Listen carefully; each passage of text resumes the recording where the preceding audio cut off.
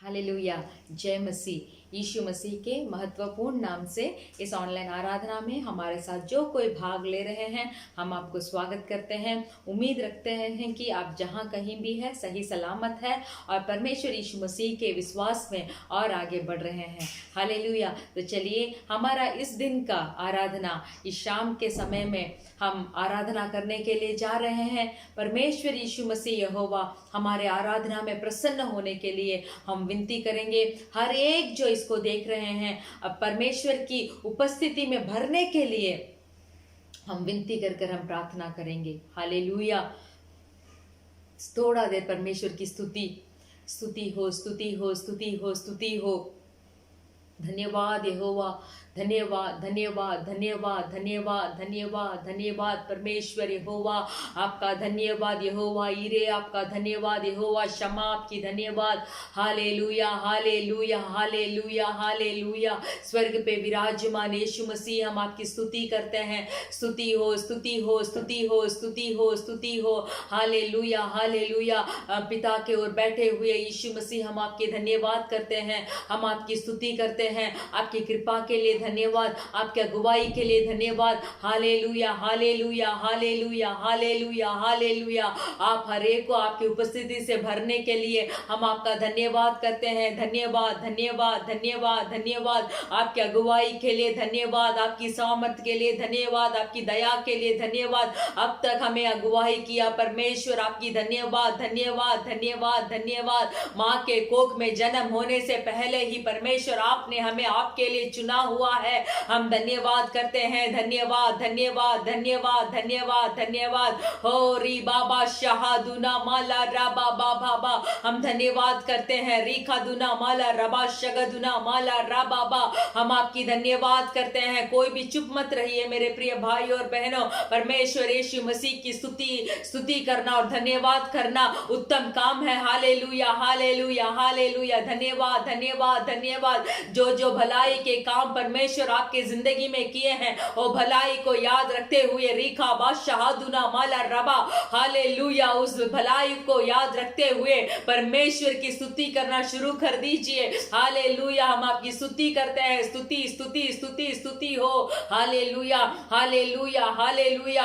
हमारे बलहीन में संपूर्ण बल हमें देने वाले परमेश्वर यहोवा, हालेलुया, समाधान से हमारा हृदय को भरने वाले परमेश्वर यहोवा, हम आपकी स्तुति करते हैं। स्तुति हो, स्तुति हो, स्तुति हो, स्तुति हो। हालेलुया, स्तुति हो, स्तुति हो, स्तुति हो। Hallelujah, hallelujah, hallelujah, hallelujah. महत्वपूर्ण परमेश्वर जो था, जो है, अभी भी जो है और आने वाले परमेश्वर यीशु मसीह की स्तुति करते हैं, स्तुति करते हैं, स्तुति करते हैं। इस आराधना को आपके हाथों पे हम समर्पण करते हैं। परमेश्वर आप ही अगुवाई कीजिए, आप ही आपके सामर्थ्य से हमें भरिए। परमेश्वर यहोवा, हम आपकी धन्यवाद करते हैं, धन्यवाद करते हैं। परमेश्वर यीशु मसीह के नाम में हम मांगते हैं पिता, आमेन। Hallelujah, hallelujah, hallelujah. परमेश्वर को स्तुति करने का यही ठीक समय है बोलकर ऐसे समय कुछ भी हमें दिया नहीं गया है। हालेलुया। जो भी समय है, जो भी दिन है, जब भी हो, हम परमेश्वर की आराधना कर सकते हैं, परमेश्वर की स्तुति हम कर सकते हैं, क्योंकि परमेश्वर भी अपने आंखों को 24 घंटे हमारे ऊपर रखकर हमें देख रहे हैं। तो जो समय हमें दिया गया है वही उचित समय है परमेश्वर की आराधना करने के लिए। हालेलुया। तो चलिए, हमारे पहले गीत से हम शुरू करेंगे। मेरे प्रभु की सहायता से निश्चय ही बनूंगा आशीषित में, आमेन।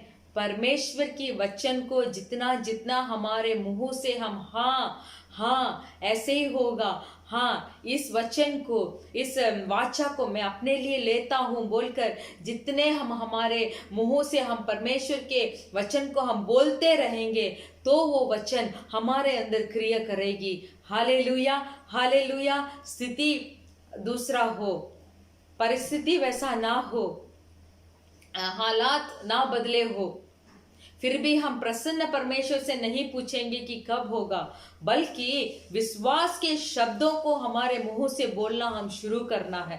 आमेन। सामने लाल समुंदर खड़ा है, पीछे पारों के सेनाएं इजरायली लोगों को भगा कर लेके आ रहा है, चारों ओर और कहीं रास्ता नहीं है जाने के लिए। तब मूसा ने परमेश्वर से प्रार्थना करते समय परमेश्वर ने उस लाल समुंदर को खोला। वैसे ही जितना जितना हम परमेश्वर के वचन को बोलते रहेंगे, वाचा को हाँ बोलकर हम समर्पण कर कर हम बोलते रहेंगे, तब निश्चय परमेश्वर हमारे हालात को भी बदल डालेंगे और हमें इस संसार में आशीषित रखेंगे। Hallelujah, hallelujah. मेरे साथ मिलकर आप भी गाइए। मेरे प्रभु की सहायता से निश्चय ही बनूंगा आशीषित मैं। मेरे प्रभु की सहायता से निश्चय ही बनूंगा आशीषित मैं। उसके वचन का पालन करूंगा, उसके मार्गों पर चलता रहूंगा। उसके वचन का पालन करूंगा, उसके मार्गों पर चलता रहूंगा। मेरे प्रभु की सहायता से निश्चय ही बनूंगा आशीषित मैं। उसके वचन का पालन करूंगा, उसके मार्गों पर चलता रहूंगा। देशों में आशीषित रहूंगा मैं, कामों में भी आशीषित पाता रहूंगा। देशों में आशीष रहूंगा मैं, कामों में आशीष पाता रहूंगा। मेरे घर में कोई घटी ना होगी, जरूरतें सारी पूरी होवेगी। मेरे घर में कोई घटी ना होगी, जरूरतें सारी पूरी होवेगी। मेरे प्रभु की सहायता से निश्चय ही बनूंगा आशीषित मैं। उसके वचन का पालन करूंगा, उसके मार्गों पर चलता रहूंगा। मेरे प्रभु की सामर्थ से मेरे शत्रु सारे नाश होवेंगे। मेरा जीवन उसका ही दान, तन मेरा बल भी पाता रहेगा। मेरा जीवन उसका ही दान, तन मेरा बल ही पाता रहेगा।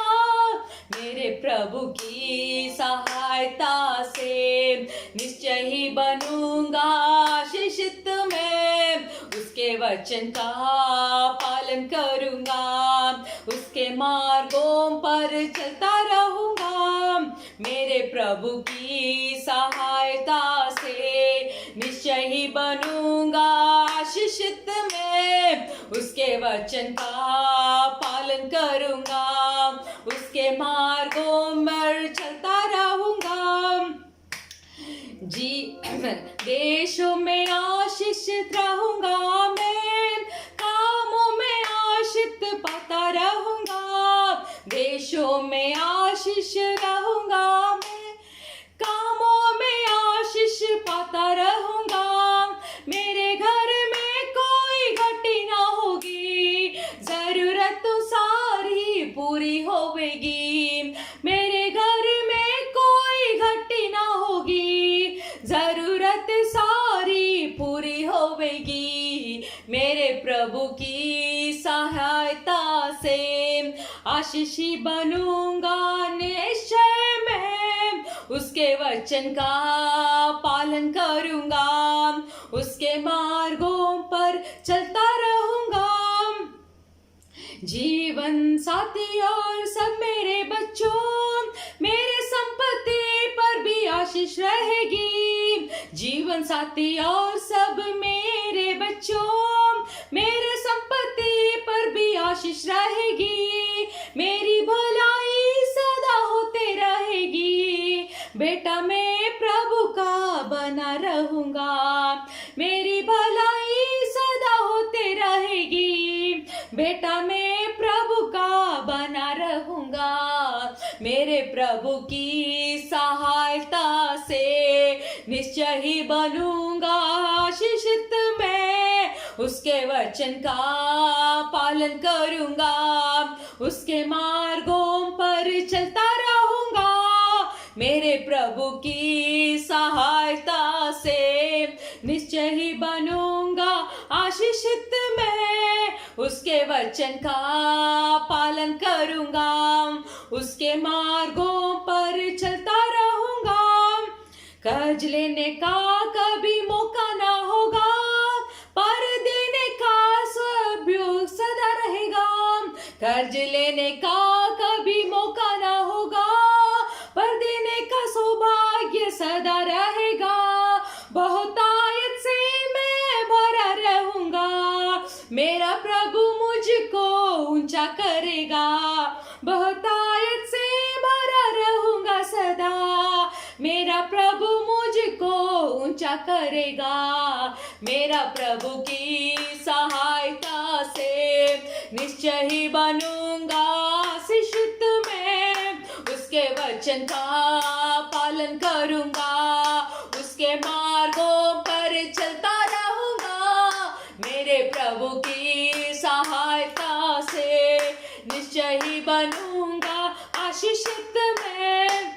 ये वचन के पालन करूंगा, उसके मार्गों पर चलता रहूंगा।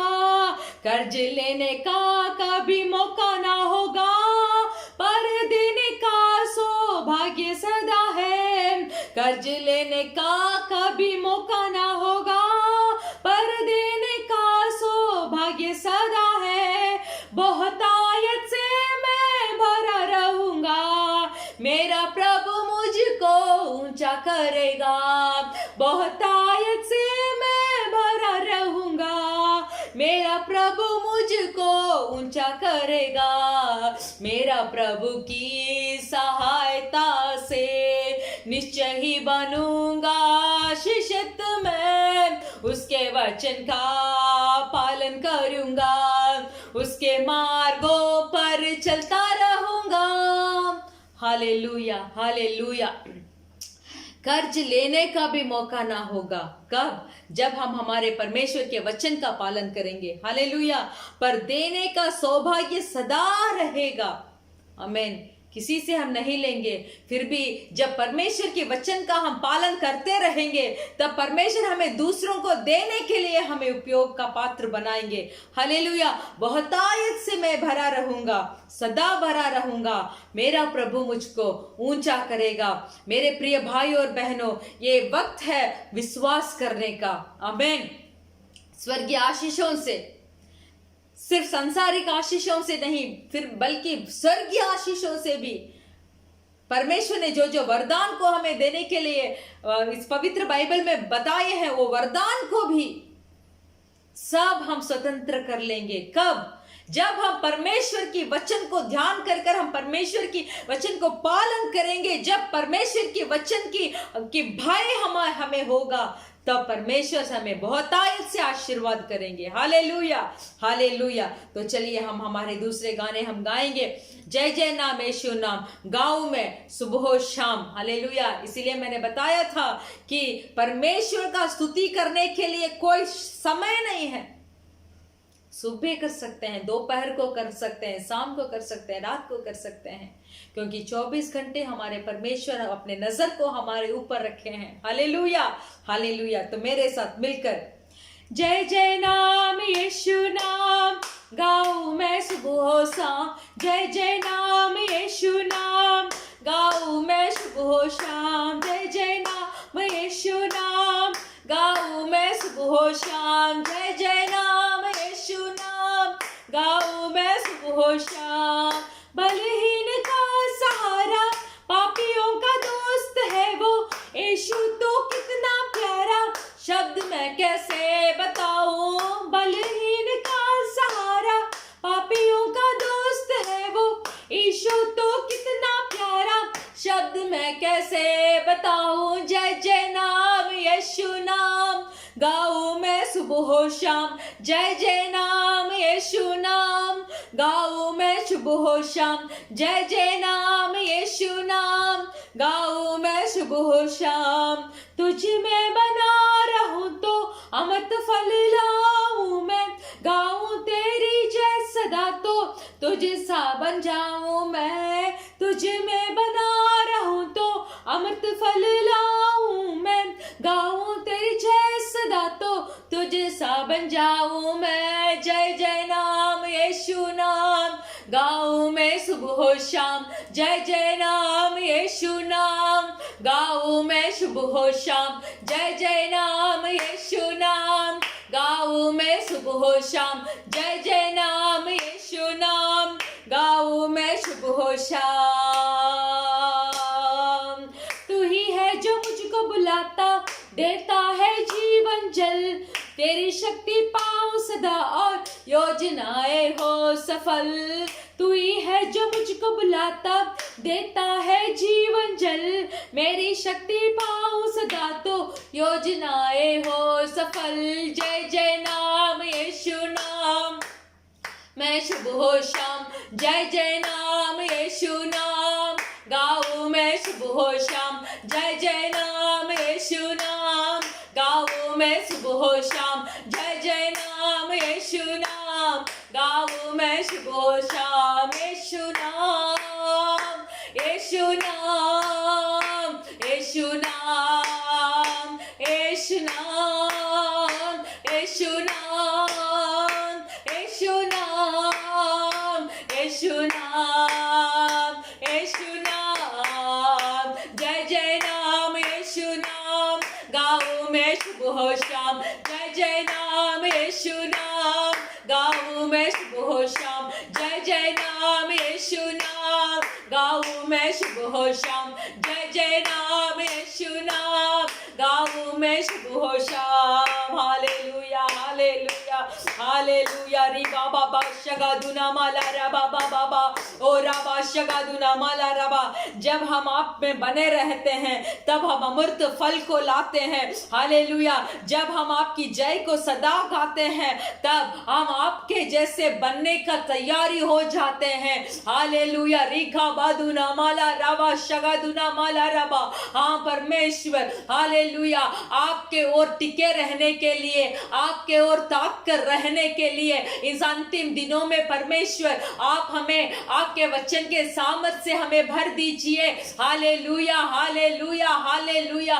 कभी हम पीछे मुड़कर ना देखें, नहीं तो कभी भी हम फिसल कर ना घिरे। परमेश्वर यहोवा आपके वचनों के ऊपर स्थिर रहने का सामर्थ्य आज के दिन, आज इस आराधना का समय में आप हमें भरने के लिए हालेलुया हम आपकी विनती करते हैं। Hallelujah hallelujah. क्योंकि आप में जब हम स्थिर रहते हैं, आप में जब हम सदा बने रहते हैं, तभी हम अमृत फल को ला पाएंगे। Hallelujah hallelujah hallelujah. आप में स्थिर रहने का मदद कीजिए। आराबाशगादुना माला रबा बाबा बाबा बाबा। आप में स्थिर रहने का मदद कीजिए। आपके में स्थिर रहने का, आपके वचन का पालन करने का हमें स्थिर बनाइए परमेश्वर। हालेलुया। Thank you Lord. हमें स्थिर बनाइए, हमें स्थिर बनाइए। Hallelujah hallelujah hallelujah hallelujah. हमें मालूम नहीं इस आराधना को जो कोई भी आप देख रहे हैं, अगर आप सोच रहे हैं कि इस महामारी से मुझे बहुत डर लग रहा है, मैं मेरे परिवार को अभी तक मैं देख नहीं पाया हूं इस महामारी के द्वारा, इस महामारी ने मेरे जीवन को पलट डाला है, मैंने बहुत युक्तियां बनाकर रखी थी पर वो युक्तियों का एक भी सफल नहीं हो पा रहा है, ऐसे अगर कोई सोच रहे हैं तो इस आराधना में इस गीत के द्वारा हम हमारे साथ जुड़ जाइए और विश्वास के साथ हमारे साथ मिलकर इस गीत को गाइए। तभी परमेश्वर अपनी विश्वास से हमें भरेंगे, अपनी सामर्थ से हमें भरेंगे, जरूर भरेंगे। Hallelujah hallelujah. तो चलिए मेरे साथ मिलकर, यीशु का नाम मेरे प्राण का रक्षा, मैंने किला हूँ मेरे घर की सुरक्षा। यीशु का नाम मेरे प्राण का रक्षा, मैंने किला हूँ मेरे घर की सुरक्षा। रक्षा। छिपकराने वाली महामारी से डरेंगे नहीं, हम डरेंगे नहीं। छिपकराने वाली महामारी से डरेंगे नहीं, हम डरेंगे नहीं। यीशु का नाम मेरे प्राण का रक्षा, मैं निकाला हूँ मेरे घर का सुरक्षा। यीशु का नाम मेरे प्राण का रक्षा, मैं निकाला हूँ मेरे घर की सुरक्षा। रोगों का भय और मृत्यु का डर यीशु के नाम में हो अब दूर। रोगों का भय और मृत्यु का डर यीशु के नाम में हो अब दूर। यीशु का नाम मेरे प्राण का रक्षा, मैं निकाला हूँ मेरे घर की सुरक्षा। यीशु का नाम मेरे प्राण का रक्षा, मैं निकाला हूँ मेरे घर की सुरक्षा। विपत्ति हम पर कोई ना पड़ेगी, डेरे के निकट दुख ना आएगी। विपत्ति हम पर कोई ना पड़ेगी, डेरे के निकट हमें ना आएगी। यीशु का नाम मेरे प्राण का रक्षा, मैं निकाला हूँ मेरे घर की सुरक्षा। यीशु का नाम मेरे प्राण का रक्षा, मैं निकाला हूँ मेरे घर की सुरक्षा। स्वर्ग की सेना हमें घेरे हुए हैं, स्वर्गीय पिता हमें थामे हुए हैं। स्वर्ग की सेना हमें घेरे हुए हैं, स्वर्गीय पिता हमें थामे हुए हैं। यीशु का नाम मेरे प्राण का रक्षा, मैं निकाला हूँ मेरे घर की सुरक्षा। यीशु का नाम मेरे प्राण का रक्षा, मैं निकाला हूँ मेरे घर की सुरक्षा।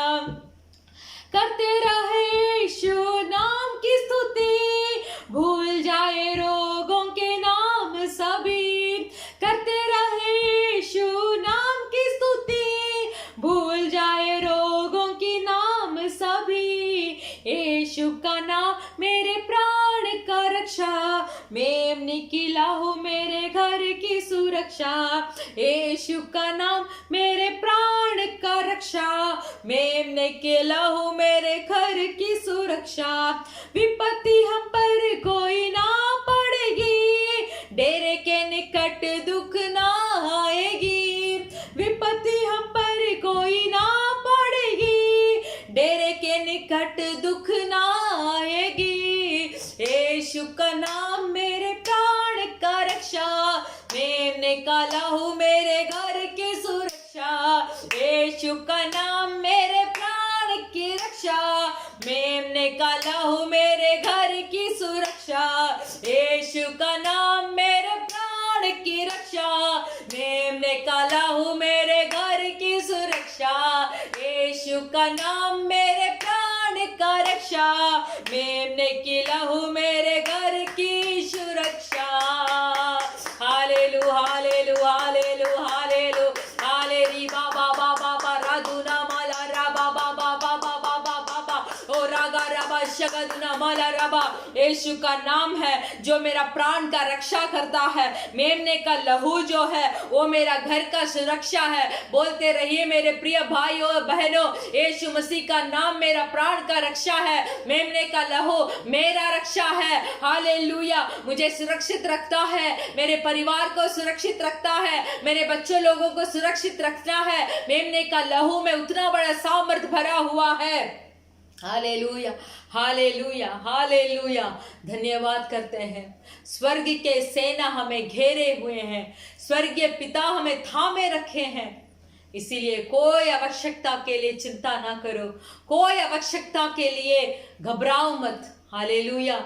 जो बुलाहट में परमेश्वर ने आपने और हमें बुलाया है, वो बुलाहट खत्म होने तक, हालेलुया, उस बुलाहट में स्थिर रहकर उस बुलाहट को पूरा करने तक हमारे परमेश्वर हमें नहीं छोड़ेंगे। Hallelujah hallelujah. परमेश्वर के वचन का पालन कर कर, परमेश्वर के साथ सदा जीवित रहकर, परमेश्वर यीशु मसीह के साथ सदा रहकर हम हमारे जीवन में आएंगे, आगे बढ़ेंगे तो स्वर्ग के सेना हमें घेरे रखे होंगे और स्वर्गीय पिता हमें थामे रखे होंगे। Hallelujah, hallelujah. सब अपने अपने जगह पे खड़े हो जाइए, थोड़ा देर हम परमेश्वर की आराधना करेंगे। हालेलुया। धन्यवाद, धन्यवाद, धन्यवाद, धन्यवाद। गहरे प्यार से हमें प्यार किया परमेश्वर। आमेन। अपने इकलौते पुत्र को मेरे लिए और आपके लिए, हमारे अधर्म कामों के लिए, हमारे पापों के लिए, अपने इकलौते पुत्र को पिता ने हमारे लिए भेजा इस संसार में, ताकि वो इकलौता पुत्र यीशु मसीह हमारे लिए उस क्रूस को उठाए, हमारे लिए मारा जाए, हमारे लिए ताड़ना लिए जाए। Hallelujah, hallelujah. ताकि हम सुकून से जिए, हम उद्धार को प्राप्त करें और जो स्थान परमेश्वर यीशु मसीह ने हमारे लिए बनाकर रखा है, उस स्थान में जाकर हम वास करने के लिए परमेश्वर ने अपने इकलौते पुत्र को इस संसार में भेजकर दिखा दिया कि वो हमसे कितना प्यार करते हैं। सब अपने अपने हाथ को उठाकर हालेलुया, हालेलुया, हालेलुया, हालेलुया। गहरे प्यार से तूने प्यार किया, गहरे प्यार से तूने प्यार किया, माँ से गहरा है प्यार तेरा, माँ से गहरा है प्यार तेरा। रे बाबा शहादुना मलारा, तू धन्य है, सर्वश्रेष्ठ है, तेरे जैसा नहीं और कोई। तू धन्य है, सर्वश्रेष्ठ है, तेरे जैसा नहीं और कोई। Hallelujah, hallelujah, hallelujah, hallelujah. तुझे मैं कभी भूलूंगा नहीं, तुझे मैं कभी भूलूंगा नहीं, तेरे साथ साथ मैं चलूंगा। इस लड़ा के साथ साथ एक नूर एक समान रहूंगा। हालेलुया। तेरे साथ साथ मैं रहूंगा। इस लड़ा के साथ साथ एक नूर एक समान रहूंगा।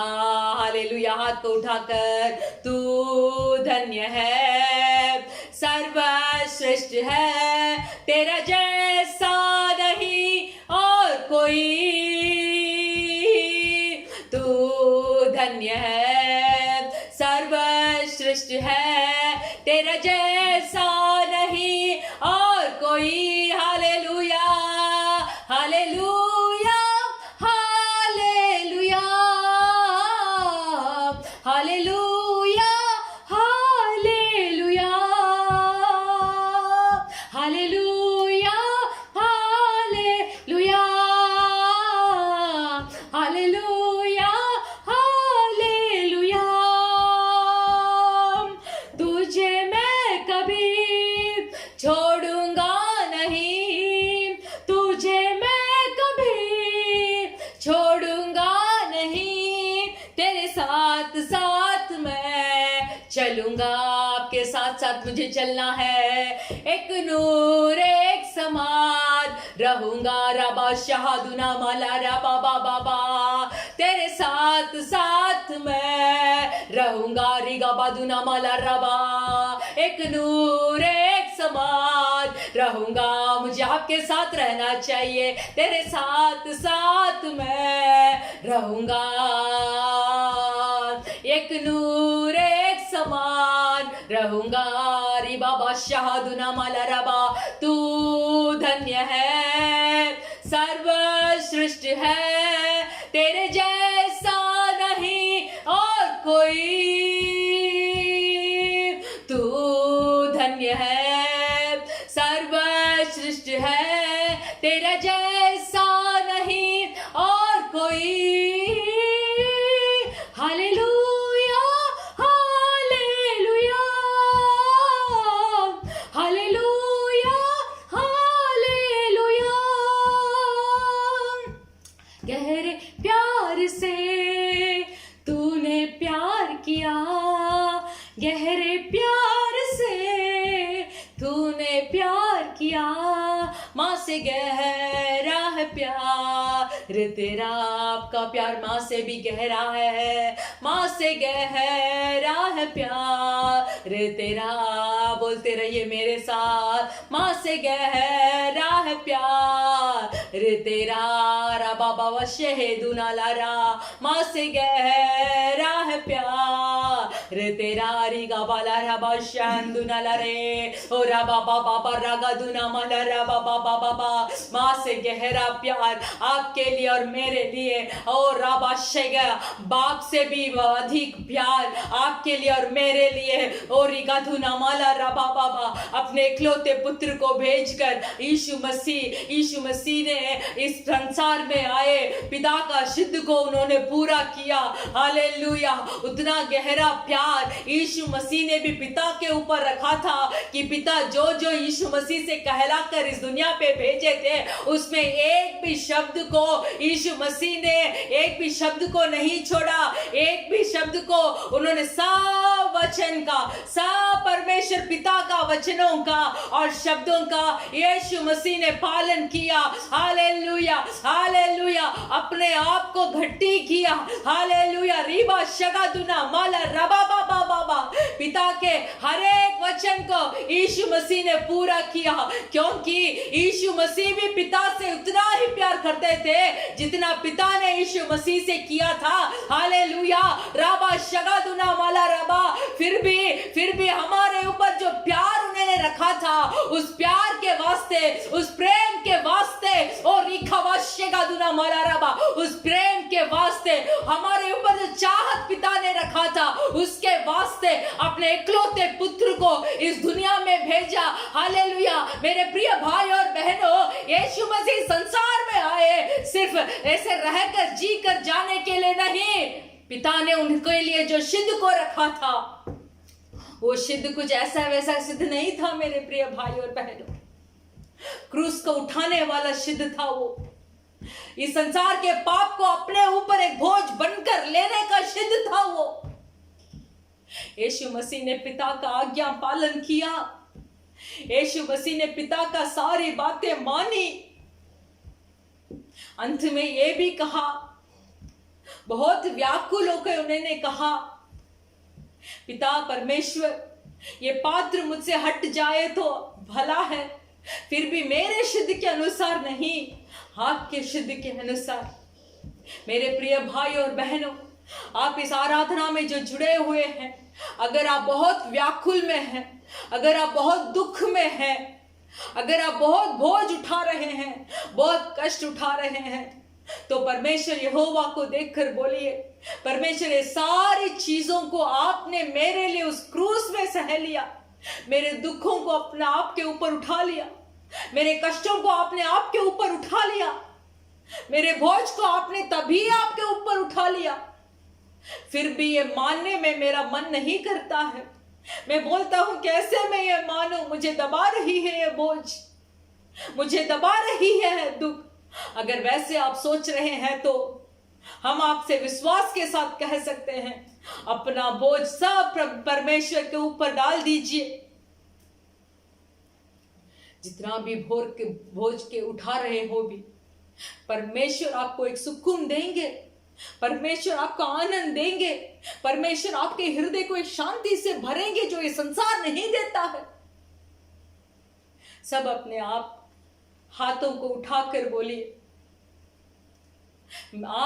आपके गहरे प्यार से मेरे हृदय को भरिए, ताकि संसारिक चीजें मुझे कष्ट नहीं कर सकती, मैं उसे तुच्छ मानना चाहता हूं, उतना प्रेम से आप मुझे भरिए। बोलिए मेरे साथ मिलकर बोलिए, मेरे परमेश्वर, मेरे हृदय को उतना प्रेम से भर दीजिए, उतना शांति से भर दीजिए, उतना समाधान से भर दीजिए, ताकि इस लवलीन चीजें जो इस संसार पे है उसमें मेरा दृष्टि ना जाए।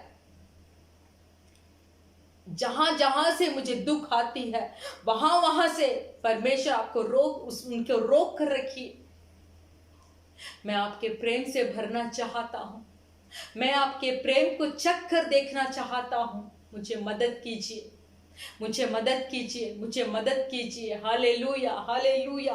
धन्यवाद, धन्यवाद, धन्यवाद, धन्यवाद, धन्यवाद करते हैं मेरे प्रिय परमेश्वर।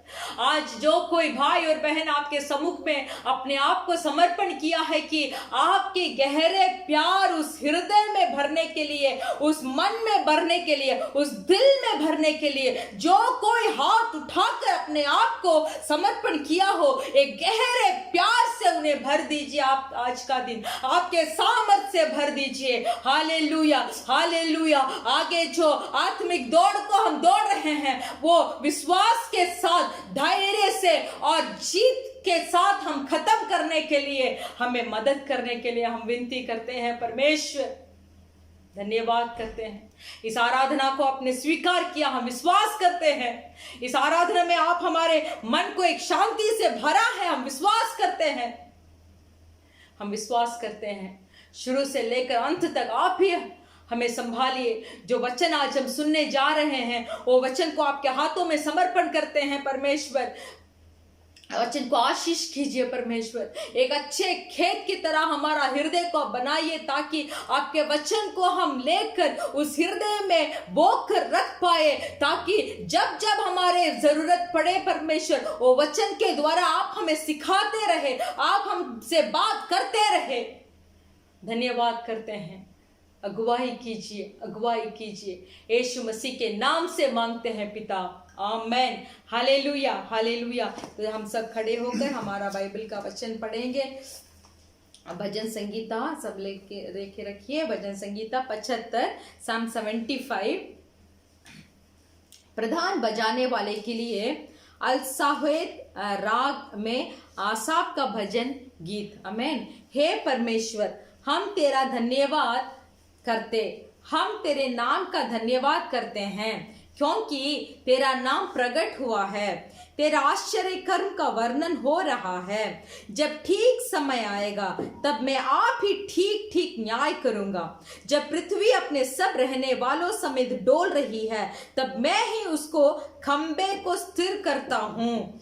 मैंने घमंडियों से कहा, घमंड मत करो, और दुष्टों से सींग ऊंचा मत करो। अपना सींग बहुत ऊंचा मत करो, ना सिर उठाकर टिडाई की बात बोलो, क्योंकि बढ़ती ना तो पूर्व से ना पश्चिम से है, और ना जंगल की ओर से आती है, परंतु परमेश्वर ही न्यायी है। वहाँ एक को घटाता है और दूसरों को बढ़ाता है। यहोवा के हाथ में एक कटोरा है, जिसका दाखमधु जाग वाला है, उसमें मसाला मिला है, और वह उसमें से उंडेलता है।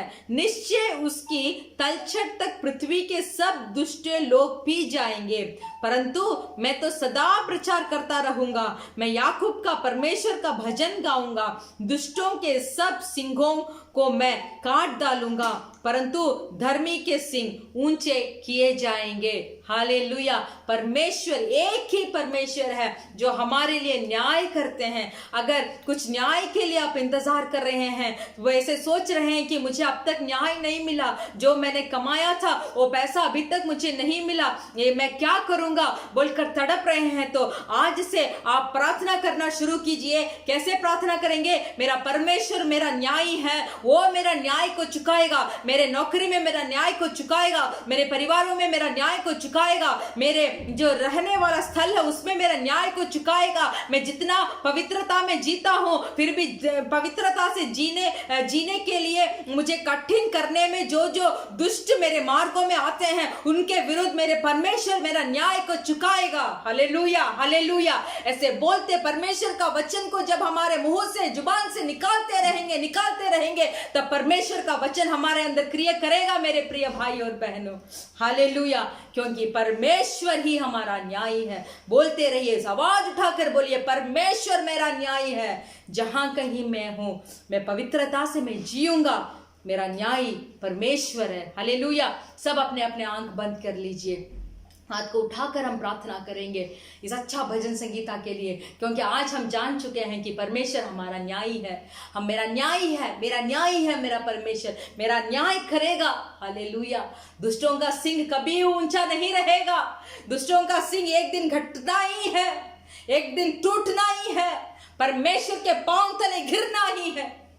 पर परमेश्वर हमारे लिए उस ऊंचे स्थान में रखकर हमें हमारे लिए न्याय करेगा। हालेलुया, धन्यवाद धन्यवाद धन्यवाद। एक अच्छे भजन संगीता के लिए मैं धन्यवाद कहता हूँ, इस वचनों के लिए हम धन्यवाद कहते हैं परमेश्वर। इस वचन के द्वारा अगुवाई करने के लिए हम विनती करते हैं परमेश्वर। इस दिन में भी हमारे देशों को आपके हाथों में हम समर्पण करते हैं। हालेलुया, हमारा इंडिया देश, हमारा नेपाल देश, बांग्लादेश, श्रीलंका, हालेलुया, इस धरती पे जितना भी देश है परमेश्वर आपके हाथों में समर्पण करते हैं। इस अंतिम दिनों में परमेश्वर ये सारे जाति जाति के लोग, हालेलुया, सारे पृथ्वी के लोग, मानव जाति लोग यहोवा यीशु मसीह जिंदा खुदा है बोलकर मानने का एक सच्चाई आंखों को खोलने के लिए, और बाबा शगादुना माला रबा आप हमारे ऊपर न्याय करने के लिए हम विनती करते हैं परमेश्वर। एक आत्मा में नरक में जाए वो आपका सिद्ध नहीं है परमेश्वर। अगर एक पापी उधार है तो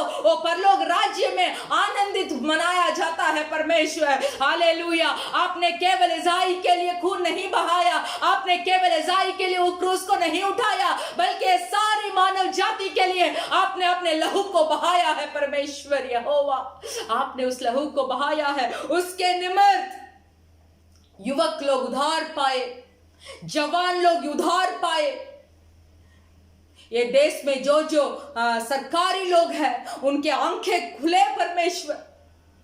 सरकारी लोगों का आंखें खुले ताकि उनके सामने जो मनुष्य के ऊपर वो अधिकार जता रहे हैं वो अधिकार न्याय से होने के लिए हम प्रार्थना करते हैं परमेश्वर। न्याय से होने के लिए हम प्रार्थना करते हैं। हमारा इंडिया देश को आपके हाथ में समर्पण करते हैं। नेपाल देश, पाकिस्तान, ऐसे देशों को आपके हाथ में समर्पण करते हैं जहां मनुष्य का न्याय नहीं हो रहा है। गरीब लोगों तड़प रहे हैं, सड़कों पर तड़प रहे हैं, एक न्याय नहीं मिल रहा है। सारी चीजें का जो दाम है बढ़ चुका है। बहुत मेरे मनुष्य लोग, गरीब मनुष्य लोग कष्ट उठा रहे हैं। हम हमारे कलीसिया के साथ मिलकर एक सित मन होकर हम प्रार्थना करते हैं कि परमेश्वर जल्दी ही देशों के ऊपर न्याय चुकाइए, न्याय चुकाइए, न्याय चुकाइए। हम प्रार्थना करते हैं परमेश्वर सारे देशों में एक जागृति होने के लिए, सारे देश के लोग यहोवा को खुदा मानने का एक दिन जल्दी आए। हम प्रार्थना करते हैं हमारे परिवार, हमारे कलीसिया के परिवारों को, भाई बहन बच्चों सबको आपके हाथ में समर्पण करते हैं। जो आज हमारे साथ मिलकर हमारे संदेश को सुनने जा रहे हैं उनको आपके हाथ में समर्पण करते हैं। जो इच्छा के साथ, विनती के साथ, मन्नतें के साथ आके बैठे हैं परमेश्वर, उनको परमेश्वर ही न्याय चुकाने के लिए हम विनती करते हैं। यीशु मसीह के नाम से मांगते हैं पिता, आमेन। Hallelujah, hallelujah. हमारा कलीसिया का सूचना यह है कि हमारा कलीसिया अभी भी हमारा आराधना ऑनलाइन में हो रहा है। फिर भी हम परमेश्वर से धन्यवाद कहेंगे कि परमेश्वर ने एक या दो को या 10 ही हो, उनको परमेश्वर के वचन उनके कान तक पहुंचाने के लिए हमें अनुग्रह किया है। बहुत सारे लोग हैं मेरे प्रिय भाई और बहनों, जहां उन्हें वचन पढ़ने का समय नहीं है, वचन उनके हाथों पे नहीं है, ऐसे परमेश्वर के संदेश नहीं सुन रहे हैं। फिर भी हम थोड़ा भाग्यशाली है जहां परमेश्वर के वचन को हम सुन पा रहे हैं। इसीलिए धैर्य के साथ, परमेश्वर के ऊपर भय के साथ आकर हमारे इस ऑनलाइन आराधना में भाग लीजिए। हमारा ऑनलाइन आराधना शाम को 4 बजे से लेकर 6 बजे तक होता है। सुबह सब तैयारियां खत्म कर हाथ में बाइबल उठाए हुए आज परमेश्वर मेरे साथ क्या बात करने वाले हैं ऐसे पूछकर, परमेश्वर मेरे सारी समस्याओं का एक ही रास्ता आप ही है बोलकर विश्वास के साथ आप कर बैठिए। और हम भी विश्वास करते हैं प्रति हफ्ता जो परमेश्वर यहोवा हमसे बात कर रहे हैं, हालेलुया, एक ना एक को वो संदेश वो प्रयोग होता रहेगा। बहुत भारी से हम विश्वास करते हैं। तो शुक्रवार के समय शाम 4 बजे से 6 बजे तक आपकी आराधना को, इस ऑनलाइन आराधना में आप भाग लेने के लिए हम विनती करते हैं। परमेश्वर आपको आशीष करेंगे। अभी हमारे संदेश की ओर हम ध्यान करेंगे। Hallelujah, hallelujah, hallelujah.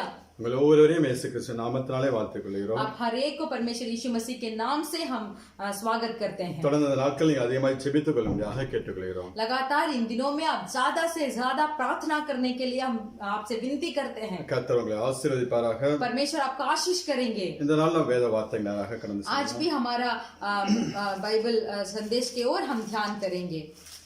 வாசிக்கலாம் கலாத்தியர் 6ஆம் அதிகாரம். हम पढ़ेंगे गलातियों का पुस्तक उसका 6वां अध्याय 2வது வசனத்தை வாசிக்கலாம். उसका दूसरा वचन को हम पढ़ेंगे.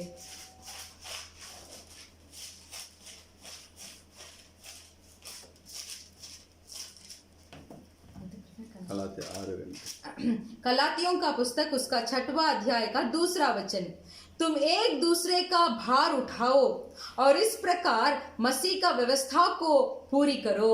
ஹல்லேலூயா. हालेलुया. அப்போஸ்தலன் பவுல் சொல்லக்கூடிய நல்ல ஒரு வார்த்தை. प्रेरित पौलुस एक बहुत अच्छा वचन को बोलते हैं. ஒருவர் பாரத்தை ஒருவர் சுமந்து तुम एक दूसरे का भार उठाओ இப்படியே கிறிஸ்துவுடைய பிரமாணத்தை நிறைவேற்றுங்கள் என்று சொல்லுகிறார். और इस प्रकार मसीह का व्यवस्था को पूरा करो. ஒருவருடைய பாரத்தை ஒருவர் சுமந்து கொள்ளுங்கள் என்று சொன்னா கூட நம்ம சரின்னு சொல்லலாம். एक दूसरे का भार को उठाओ बोलेंगे तो हम थोड़ा ठीक बोलेंगे उसको. ஆனால் இங்க சொல்லும்போது फिर भी यहाँ क्या बोला गया है? இப்படியே கிறிஸ்துவுடைய பிரமாணத்தை நிறைவேற்றுங்கள் என்று சொல்லுகிறார். तो यहाँ बोला गया है इस प्रकार मसीह का व्यवस्था को पूरी करो. ஒருவர் பாரத்தை ஒருவர் சுமக்கும் போது एक दूसरे का भार को अगर हम उठाएंगे, ஒருவருக்கு ஒருவர் நாம் உதவி செய்யும் போது, एक दूसरे का अगर हम मदद करेंगे, ஒருவருக்கு ஒருவர் நாம் ஜெபிக்கும் போது, एक दूसरे के लिए अगर हम प्रार्थना करेंगे, நம்ம ஆண்டவர் இயேசு கிறிஸ்துவின் பிரமாணத்தை நிறைவேற்றுகிற பிள்ளைகளாக तो इसके द्वारा हम परमेश्वर का व्यवस्था को हम पूरी करते हैं. ஆண்டவர் கொடுத்த பிரமாணங்கள் ரெண்டு பிரமாணங்கள் தான். परमेश्वर का दिया हुआ व्यवस्था सिर्फ 2 ही है. வாசிக்கலாம் மார்க் 12ஆம் அதிகாரம் 30-31 வசனங்கள். हम पढ़ेंगे मरकुस का पुस्तक उसका 12 अध्याय का 30 और 31 पढ़ेंगे.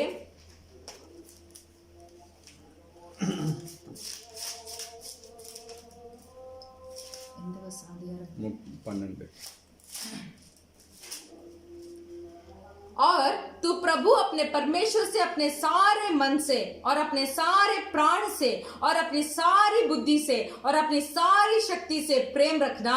और दूसरी यह है तू अपने पड़ोसी से अपना समान प्रेम रखना. ஹல்லேலூயா. हालेलुया. ஆண்டவர் இயேசு கிறிஸ்து கொடுத்த 2 பிரமாணங்கள். परमेश्वर यीशु मसीह हमें सिर्फ 2 व्यवस्था को दिए हैं. உன் தேவனாகிய கர்த்தரிடத்தில் और तू अपने प्रभु अपने परमेश्वर से உன் முழு இருதயத்தோடும் ஆத்துமாவோடும் மனதோடும் பலத்தோடும் அன்பு கூறுவாயாக. अपने सारे मन से और अपने सारे प्राण से और अपने सारी बुद्धि से और अपनी सारी शक्ति से प्रेम रखना. அதுக்கு ஒப்பா இருக்கக்கூடிய 2வது கற்பனை என்னவென்றால், और दूसरी यह है உன்னிடத்தில் நீ அன்பு கூறுவது போல तू अपने पड़ोसी से अपने समान प्रेम रखना. பிறனிடத்திலும் அன்பு கூறுவாயாக என்பதே. तू जैसे अपने आप के ऊपर प्रेम रखता है वैसे अपने पड़ोसी के ऊपर भी प्रेम रखना. அப்ப அங்க அப்போஸ்தலன் பவுல் சொல்லக்கூடிய அந்த பிரமாணம், तो यहाँ प्रेरित पौलुस जो व्यवस्था को बोलते हैं, ஆண்டவர் இயேசு கிறிஸ்து 2வது பிரமாணத்தை முன்னிட்டு அவர் சொல்லுகிறார். तो परमेश्वर यीशु मसीह का दूसरा प्रमाण के साथ मिलाकर वो प्रमाण को बता रहे हैं. ஒருவர் பாரத்தை ஒருவர் சுமந்து கொள்ளுங்கள் என்று. तो आप लोग एक दूसरे का भार को आप उठा लीजिए. அதாவது உன்னிடத்தில் நீ அன்பு கூறுவது போல பிறனிடத்திலும் அன்பு கூறுவாயாக என்பதே. तो यहाँ बोला गया है तू अपने आप में कैसा प्रेम रखते हैं वैसे भी दूसरों के ऊपर भी रखना. இப்ப நம்ம வாசிக்கலாம் லூக்கா 6ஆம் அதிகாரம். हम पढ़ेंगे लूका का 6वां अध्याय இல்லாட்டி கலாத்தியர் 5ஆம் அதிகாரம் 14வது வசனத்தை வாசிக்கலாம் ஒரு தடவை.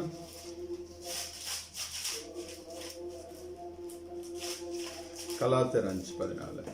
हम पढ़ेंगे गलातियों का पुस्तक 5वां अध्याय का 14 वचन. क्योंकि सारी व्यवस्था इस एक ही बात में पूरी हो जाती है, तो अपने पड़ोसी से अपने समान प्रेम रख.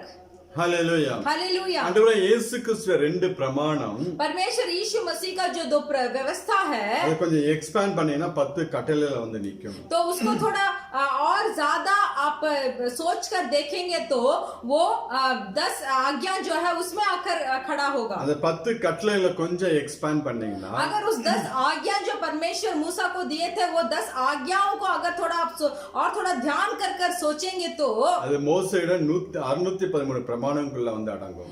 वो मूसा को 613 व्यवस्था के बारे में होगा. அதான் ஆண்டவர் இயேசு கிறிஸ்து ரெண்டு பிரமாணமே நமக்கு கொடுத்தார். वो सबको मिलाकर ही परमेश्वर यीशु मसीह हमें सिर्फ 2 व्यवस्था को दिए हैं. இங்க அப்போஸ்தலன் பவுல் சொல்லும்போது तो यहाँ प्रेरित पौलुस जैसे बोलते हैं, உன்னிடத்தில் அன்பு கூறுவது போல जैसे तू अपने आप से प्रेम रखता है பிறரிடத்திலும் அன்பு கூறுவாயாக तो तू अपने पड़ोसी से भी प्रेम रख. என்கிற இந்த ஒரு வார்த்தையில सिर्फ ये एक ही शब्द जो है நியாய பிரமாணம் முழுவதும் நிறைவேறும் என்று சொல்லுகிறார். बोलता है कि न्याय का व्यवस्था पूरा इसमें ही भर्ती हो जाएगा. நம்மை போல நாம் பிறரை நேசிப்போம் என்றால் अगर मेरे तरह मैं दूसरों को ऊपर स्नेह करूंगा तो ஆண்டவருடைய பிரமாணங்களை நிறைவேற்றுகிற பிள்ளைகளாக இருக்கிறோம். तो हम परमेश्वर की व्यवस्था को हम पूरी करते हैं. ஏன்னா அன்பை குறித்து வேதம் சொல்லுகிறது. क्योंकि प्रेम के बारे में हमारा बाइबल बताता है அன்பு அடுத்தவங்களுக்கு துரோகம் செய்யாது. प्रेम कभी भी दूसरों का द्रोह नहीं करेगा. அன்புக்கு பொறாமை கிடையாது. वो प्रेम जो है वो किसी के ऊपर घमंड नहीं करेगा. அன்பு தன்னை புகழாது. प्रेम कभी भी अपने आप को ऊंचे स्थान में रखकर बात नहीं करेगा. அன்பு தேவ அன்பு நம்ம இடத்துல காணப்படுமே. अगर परमेश्वर का प्रेम हमारे अंदर होगा तो அதை நாம் வெளி மற்ற மனிதர்களிடத்துல காண்பிக்கும் போது जब वो प्रेम को हम हमारे पड़ोसी के ऊपर जब दिखाते हैं அவங்களுக்கு ஒரு தீங்கும் செய்யாது. तो वो कभी भी किसी को नष्ट नहीं पहुंचाएगा. அந்த நியாயப்பிரமாணம் முழுவதையும் நிறைவேற்றுகிற பிள்ளைகளாக நாம் இருப்போம். तो इसके द्वारा हम क्या कर पाएंगे? हम उस न्याय का व्यवस्था को पूरी कर पाएंगे. இங்க அப்போஸ்தலன் பவுல் இந்த கலாத்தியருக்கு சொல்லும்போது यहाँ प्रेरित पौलुस गलातियों को बोलते समय ஒருவர் பாரத்தை ஒருவர் சுமக்க வேண்டும் என்று சொல்லுகிறார். यहाँ बोलते हैं कि तुम एक दूसरे का भार उठाओ. லூக்கா 6:31 வசனத்தை வாசிக்கலாம். लूका सुसमाचार का पुस्तक उसका 6वां अध्याय का 31 वचन को हम पढ़ेंगे.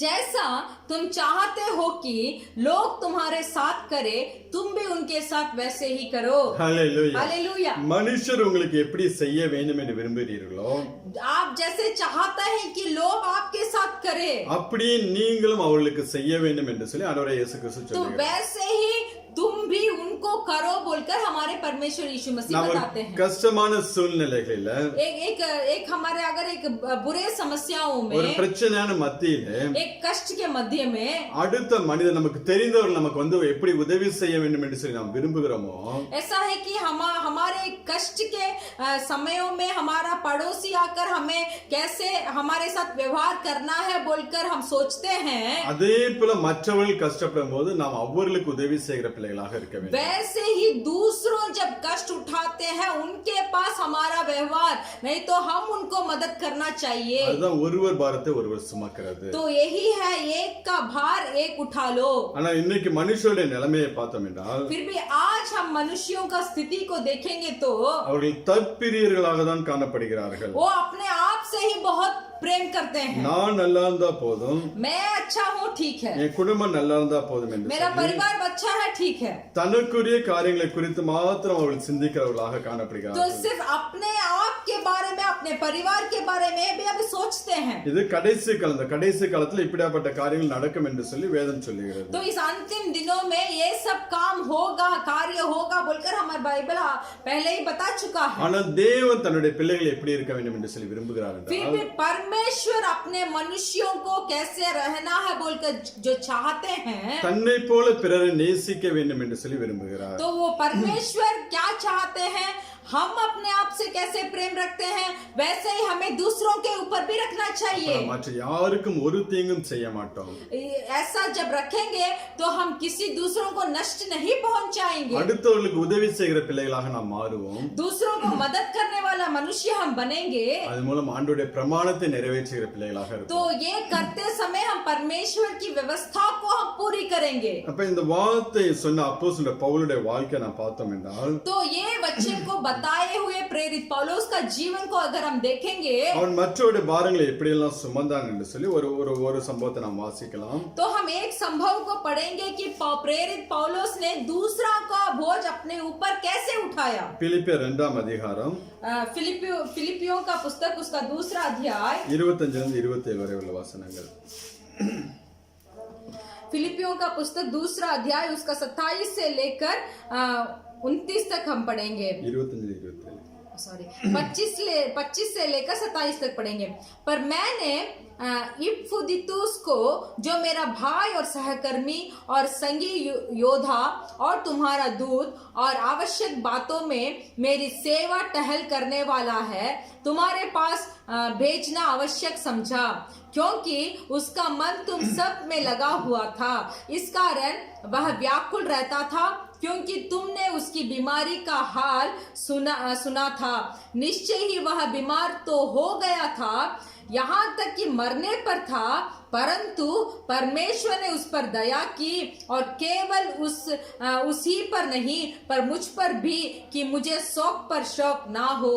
हालेलुया. हालेलुया. அப்போஸ்தலன் பவுல் சொல்கிறார், या प्रेरित पौलुस बताते हैं, அவனுடைய உடன் ஊழியக்காரன் ஒரு வியாதியா இருக்கும்போது अपना सगी सेवक जो है वो बीमारी है, அவன் மரணத்துக்கு ஏதுவாக வியாதிப்பட்டு இருந்தான். वो मरने पर था. அப்பொழுது அவன் சொல்லுகிறான், அவன் அவன் அவன் வியாதிப்பட்டு மரணத்துக்கு சமயமா இருந்த மெய்தான். तब प्रेरित पौलुस बोलते हैं, निश्चय ही वह बीमारी तो हो गया था, यहाँ तक भी मरने पर भी था, ஆகிலும் தேவன் அவனுக்கு இறங்கினார். परंतु परमेश्वर ने उस पर दया की. அவனுக்கு இறங்கினது அல்லாமல் केवल उस पर भी नहीं, துக்கத்தின் மேலும் துக்கம் எனக்கு உண்டாகாதபடி எனக்கும் இறங்கினார் என்று சொல்லுகிறார். केवल उस पर नहीं पर मुझ पर भी, कि मैं शौक पर शौक ना कहूं. ஏனென்றால் क्यों?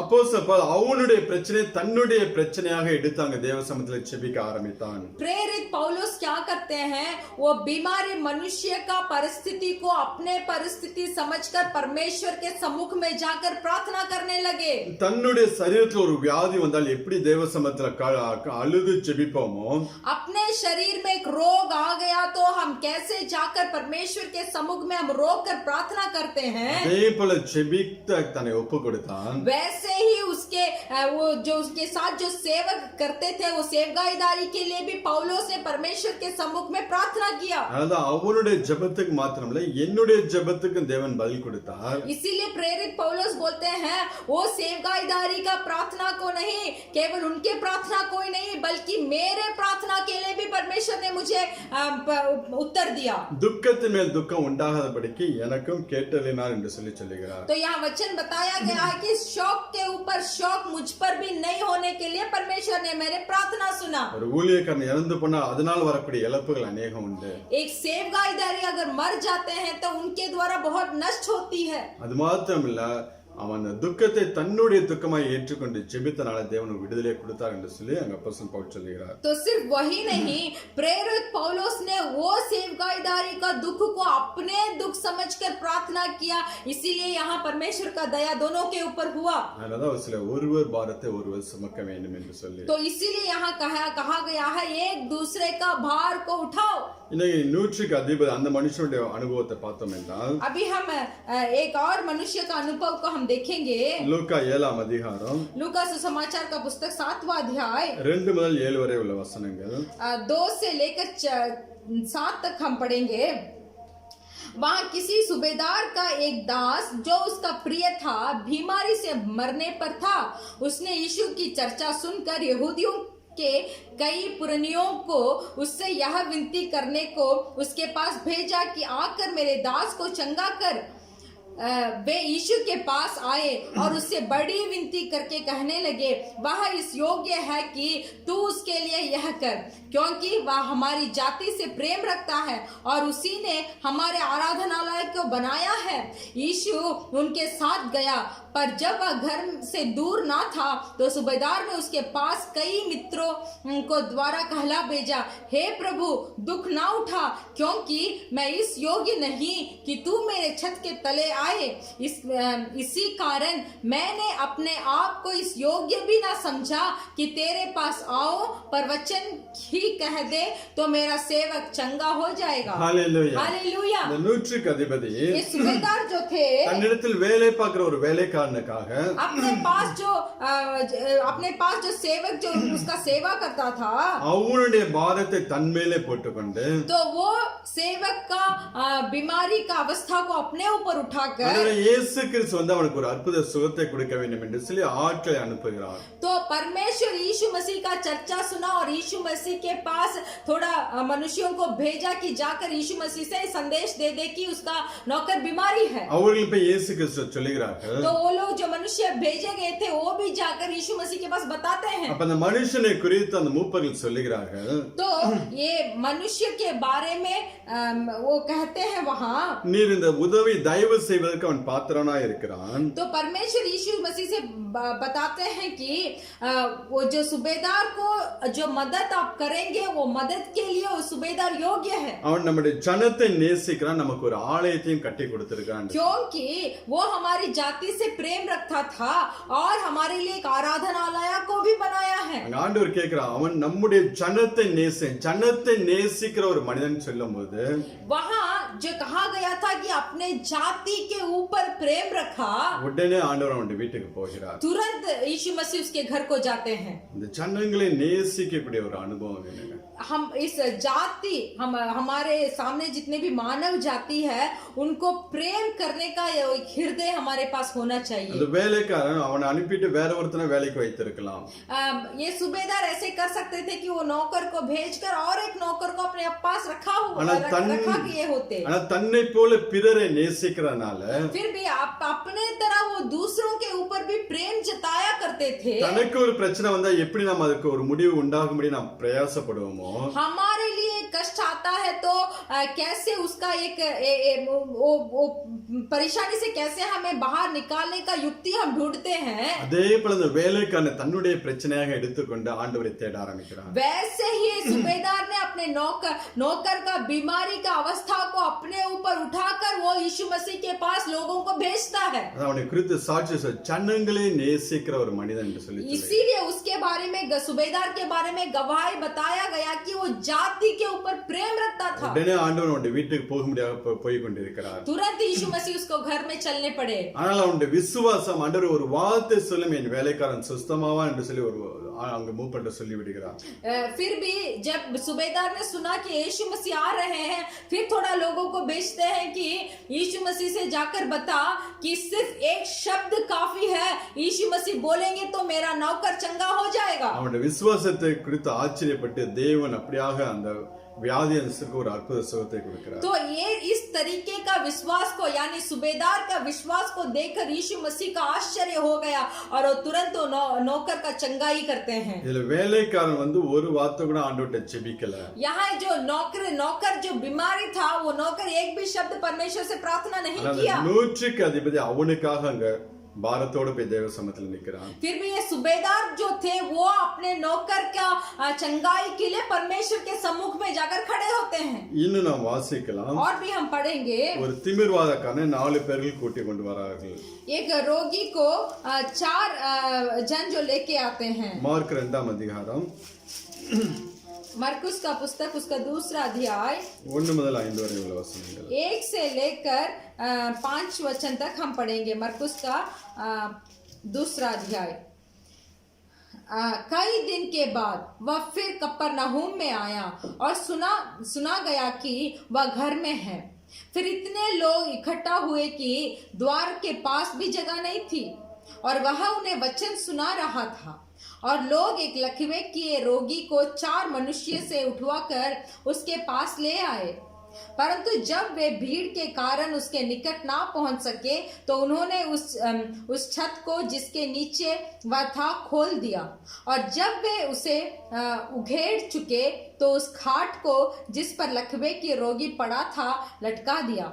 यीशु ने उनका विश्वास देखकर उस लकवे के रोगी से कहा, हे पुत्र तेरे पाप क्षमा हुआ। Hallelujah hallelujah. इन 11वां वचन और भी इसी अध्याय का 11वां वचन, मैं तुझसे कहता हूँ उठ अपनी काट उठाकर अपने घर चला जा। ஹல்லேலூயா. हालेलुया। இங்கே இந்த 4 பேர் ஒரு திமிர்வாதக்காரனை சுமந்து கொண்டு வருகிறார்கள். यहाँ एक 4 लोग जो थे वो एक लकवे के रोगी को लेके आते हैं। வீட்டுக்குள்ள போவதற்கு இடம் கிடையாது. वो घर के अंदर जाने के लिए जगह नहीं था। அவங்க மேற்கூரையை பிரித்து கொண்டு वो छत को खोलकर அதன் மூலம் அவனை கீழே இறக்குகிறார்கள். तो उसके द्वारा वो लकवे के रोगी को नीचे उतारते हैं। அவர்கள் விசுவாசத்தை கண்டு तो वो 4 आदमी का विश्वास को देखकर அவருடைய பிரயாசத்தை கண்டு उनका प्रयास को देखकर அவன் சுமந்து வந்த அந்த 4 பேர் சேர்ந்து ஒரு மனிதனை சுமந்து வந்த காரியங்களை எல்லாம் ஆண்டவர் பார்த்து तो परमेश्वर ये देखते हैं कि ये 4 आदमी वो लकवे का रोगी को उठा कर लेके आ रहे हैं। அங்கே அவனுக்கு ஒரு அற்புத சுகத்தை கொடுக்கிறார். तो तुरंत वहां उस लकवे के रोगी को एक अच्छा आश्चर्य अद्भुत चंगाई देते हैं। இன்னைக்கு தேவன் இதுதான் நம்மளிடத்திலிருந்து எதிர்பார்க்கிறார். तो आज परमेश्वर भी यही कार्य को हमसे भी चाहते हैं। ஒருவர் பாரத்தை ஒருவர் சுமக்க வேண்டும் என்று சொல்லி தேவன் விரும்புகிறார். परमेश्वर ये चाहते हैं कि हम एक दूसरे का भार को उठाए। நீ கொஞ்சம் யோசிச்சு பாருங்க. थोड़ा सोच कर देखिए, நம்ம சர்ச்சுக்கு போகும்போதெல்லாம் जब हम चर्च में जाते हैं எத்தனையோ பேருடைய சாட்சிகளை நாம் கேட்கிறோம். कितना लोगों का गवाही को हम सुनते हैं। எத்தனையோ பேர் நம்மிடம் ஜெபிக்கும்படியாக கேட்டுக்கொள்கிறார்கள். कितने लोग ऐसे हैं कि मेरे लिए प्रार्थना करो बोलकर आपसे बोलते हैं। இன்னும் நம்மளை சுற்றி எவ்வளவோ செய்திகள் நாம் கேட்கிறோம். फिर भी हमारे चारों ओर कितने समाचार को हम सुनते हैं। என்னைக்காவது நம்ம பாரத்தோட போய் ஆண்டவர்கிட்ட ஜெபம் பண்ணிருக்கோமா? क्या कभी बहुत बोझ के साथ, भार के साथ इन कार्यों के लिए हम परमेश्वर के सम्मुख में जाकर प्रार्थना किए हैं? நம்ம இடத்துல வியாதிக்கு என்னுடைய வியாதிக்காக ஜெபம் பண்ணுன்னு சொன்ன நம்மளுடைய அந்த வியாதிக்காக நாம் ஜெபித்தது உண்டா?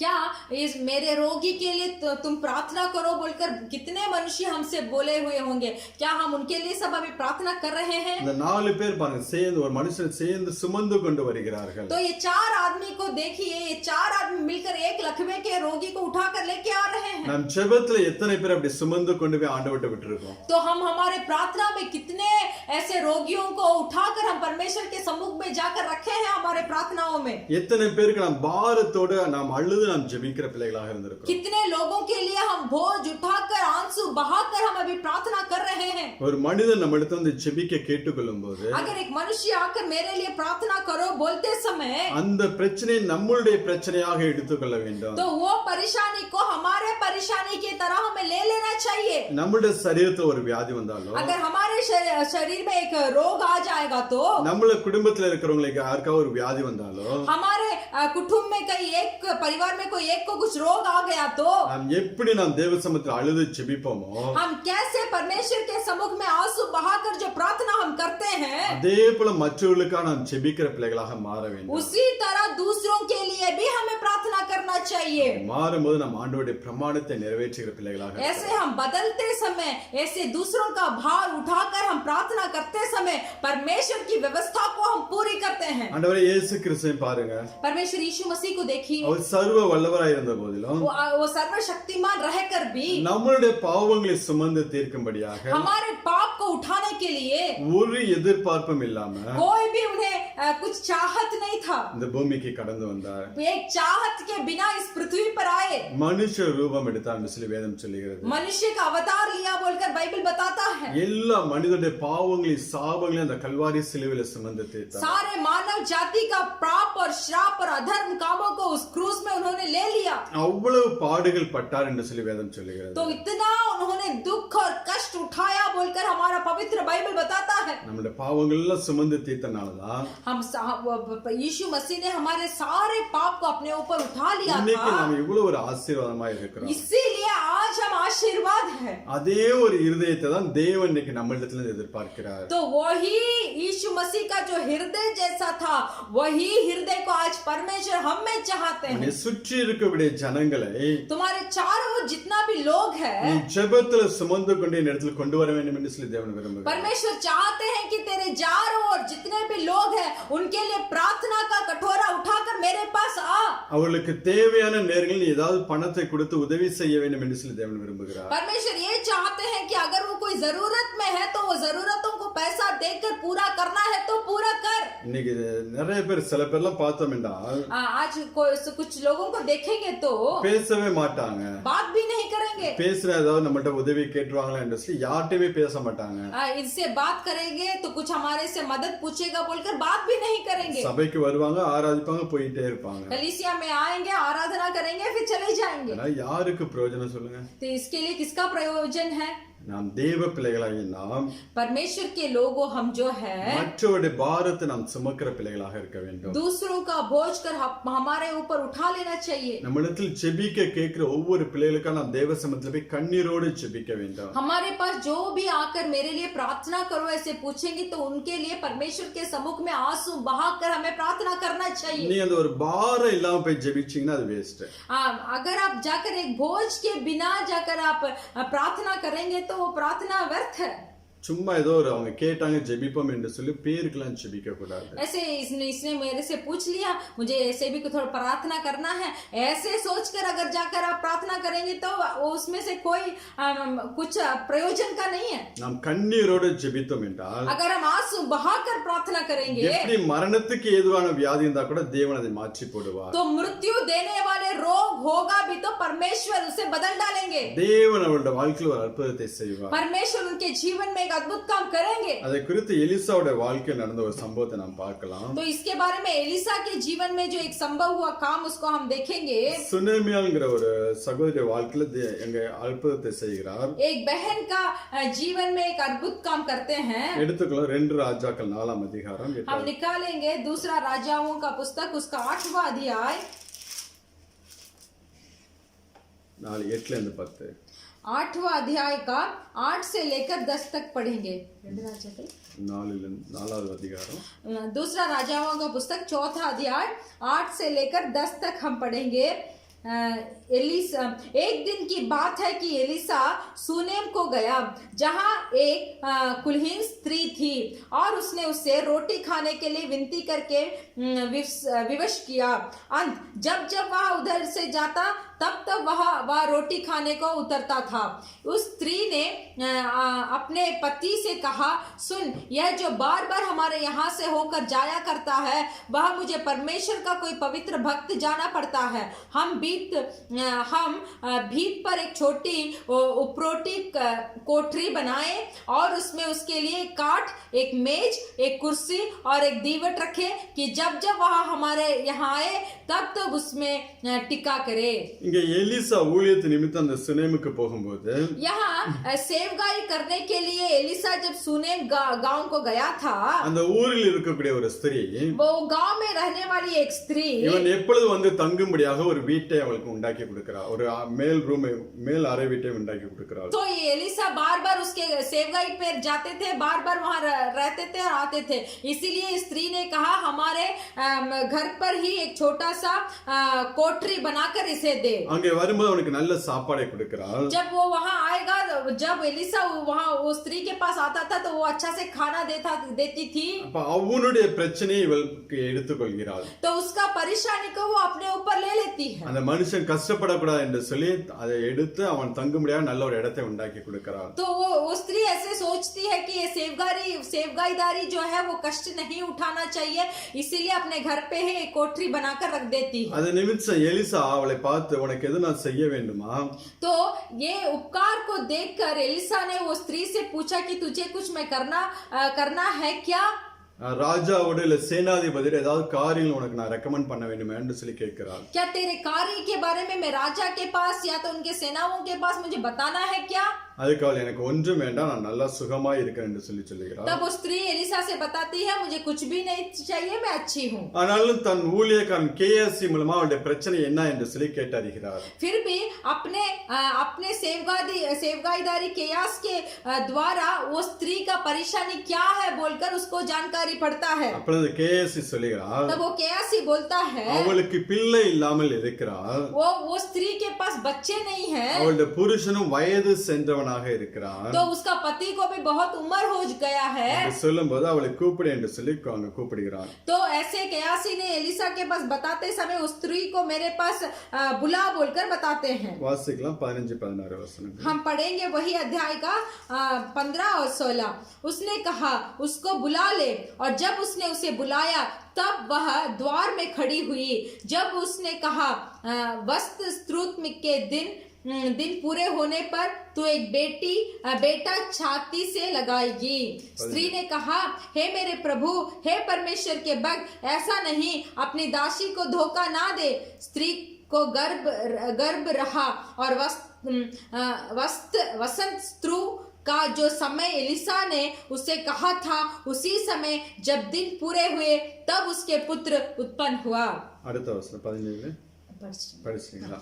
இப்ப அங்க அந்த எலிசாட்ட வந்து அவர் சொல்லும்போது, जब एलिसा के पास वो गेहजी आकर जब कहता है, உனக்கு ஒரு குழந்தை பிறக்கும் என்று சொல்லுகிறார். तब एलिसा ने उस स्त्री को देखकर कहा, तू एक बेटा को जन्माएगी। அதன்படி அந்த பிள்ளையை பெற்றெடுக்கிறார். उसके द्वारा एक बेटा को उसने उत्पन्न किया। இதான் ஒருவர் பாரத்தை ஒருவர் சுமக்கும் போது, इसीलिए अगर एक का बोझ को अगर एक उठाता है, அங்க தேவன் அவளை ஆசீர்வதிக்கிறவராக இருக்கிறார். वहाँ परमेश्वर उन्हें आशीष करते हैं। அவளுடைய புருஷன் வயது சென்றவனா இருந்த போதிலும் उसका पति जो था उसका उम्र तो हो गया था, அங்க அந்த கற்பத்தை கர்த்தர் ஆசீர்வதிக்கிறார். फिर भी उस स्त्री का गर्भ को परमेश्वर ने आशीष किया। அங்க எலிசாவுடைய பிரச்சனை தங்குவதற்கு இடம் கிடையாது, சாப்பாடு கிடையாது, அதை அவள் ஏற்றுக்கொள்கிறாள். वहाँ एलिसा का एक समस्या था कि वो गांव में जब वो सेवकाई के लिए जाता है और रहने के लिए घर नहीं था, खाने के लिए खाना नहीं था, तो वो एलिसा का परेशानी को अपने परेशानी समझकर एलिसा को उन्होंने घर दिया और खाना दिया वो स्त्री। அப்ப இந்த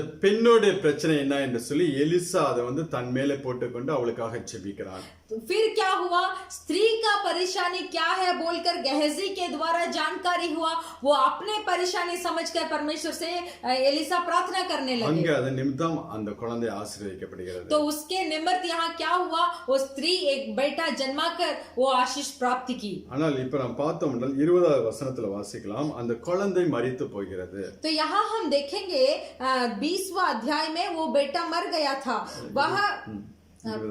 वह उसे उठाकर उसकी माता के पास ले गया, फिर वह दोपहर तक उसके घुटनों पर बैठा रहा, तब मर गया।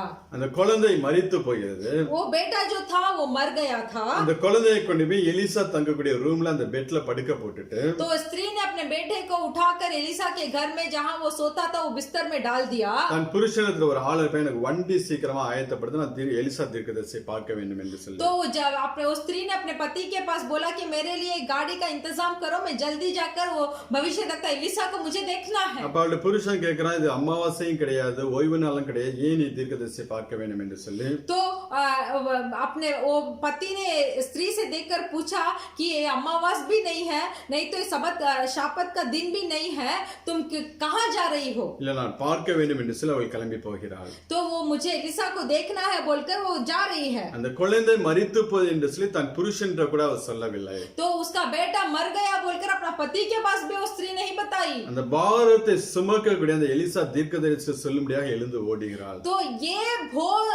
भोज को जो उठा सकता था एलिसा, उसके पास ये स्त्री दौड़ी। நாம் ஒவ்வொரு பிள்ளைகளும் இப்படியாய் மாற வேண்டும். तो हम हर एक मनुष्य इसी तरह में बदलना चाहिए। நாம் இருக்கிற இடங்களிலே जो स्थान पे हम रहते हैं, ஜனங்கள் நம்மளை தேடி ஓடி வர வேண்டும். मनुष्य हमें ढूंढ कर दौड़ कर आना है, அவர்களுக்காக ஜெபிக்கும்படியாக, उनके लिए प्रार्थना करने के लिए, அவருடைய பாரங்களை நம்ம மேல இறக்கி வைக்கும்படியாக, उनके बोझ को हमारे ऊपर हम ले लेने के लिए, தேடி வரும்படியாக நம்முடைய வாழ்க்கை அந்த நாட்களில் மாற வேண்டும். तो वैसे लोग का बोझ को उठाने वाले मनुष्य इन दिनों में हमें बनना चाहिए। நீங்க அப்படி ஜெபிக்கிற பிள்ளைகளாய் மாறினீர்கள் என்றால், अगर इस तरीके से प्रार्थना करने वाले आप होंगे तो अनेक உங்களை தேடி வருவார்கள். तो बहुत लोग आपको ढूंढ कर आएंगे। இப்ப பாருங்களேன், தன் கணவன்கிட்ட கூட அந்த காரியத்தை சொல்லவில்லை. यहाँ देखिए ना, वो स्त्री अपने पति के पास भी नहीं बताई कि उसका बेटा मर गया। வேகமா எலிசாட்ட போகிறாள். बहुत शीघ्र से एलिसा के पास जाती है, நேரா போய் எலிசா கால்ல விழுகிறாள். सीधा जाकर एलिसा के पांव में गिर गई। உடனே கேஸ் வந்து தூக்க வருகிறான். अब वह क्या कहता है, गेहजी आता है और उसको उठाता है। அப்பொழுது சொல்ல, இல்ல நீ அவளை தூக்க வேண்டாம், அவளுடைய ஆத்மா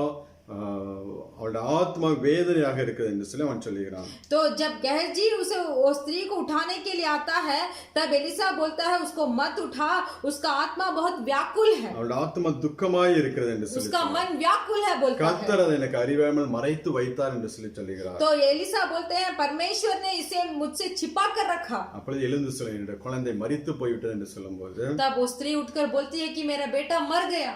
உடனே எலிசா என்ன பண்ணுகிறார், तुरंत एलिसा क्या करते हैं தன் ஊழியக்காரன் கேயாசி கிட்ட अपने सेवकाईदारी के गहजी के पास, தன் கையில இருக்கக்கூடிய தடியை கொடுத்து இதை கொண்டு போய் பிள்ளையின் மேல வை அப்படின்னு சொல்லுகிறான். तो अपने हाथ में जो लकड़ी था उसको लकड़ी को देकर ये जाकर उस बेटे के ऊपर रख बोलते हैं. அதாவது சொல்லுகிறான், நீ கண்டிப்பாக வர வேண்டும் என்று.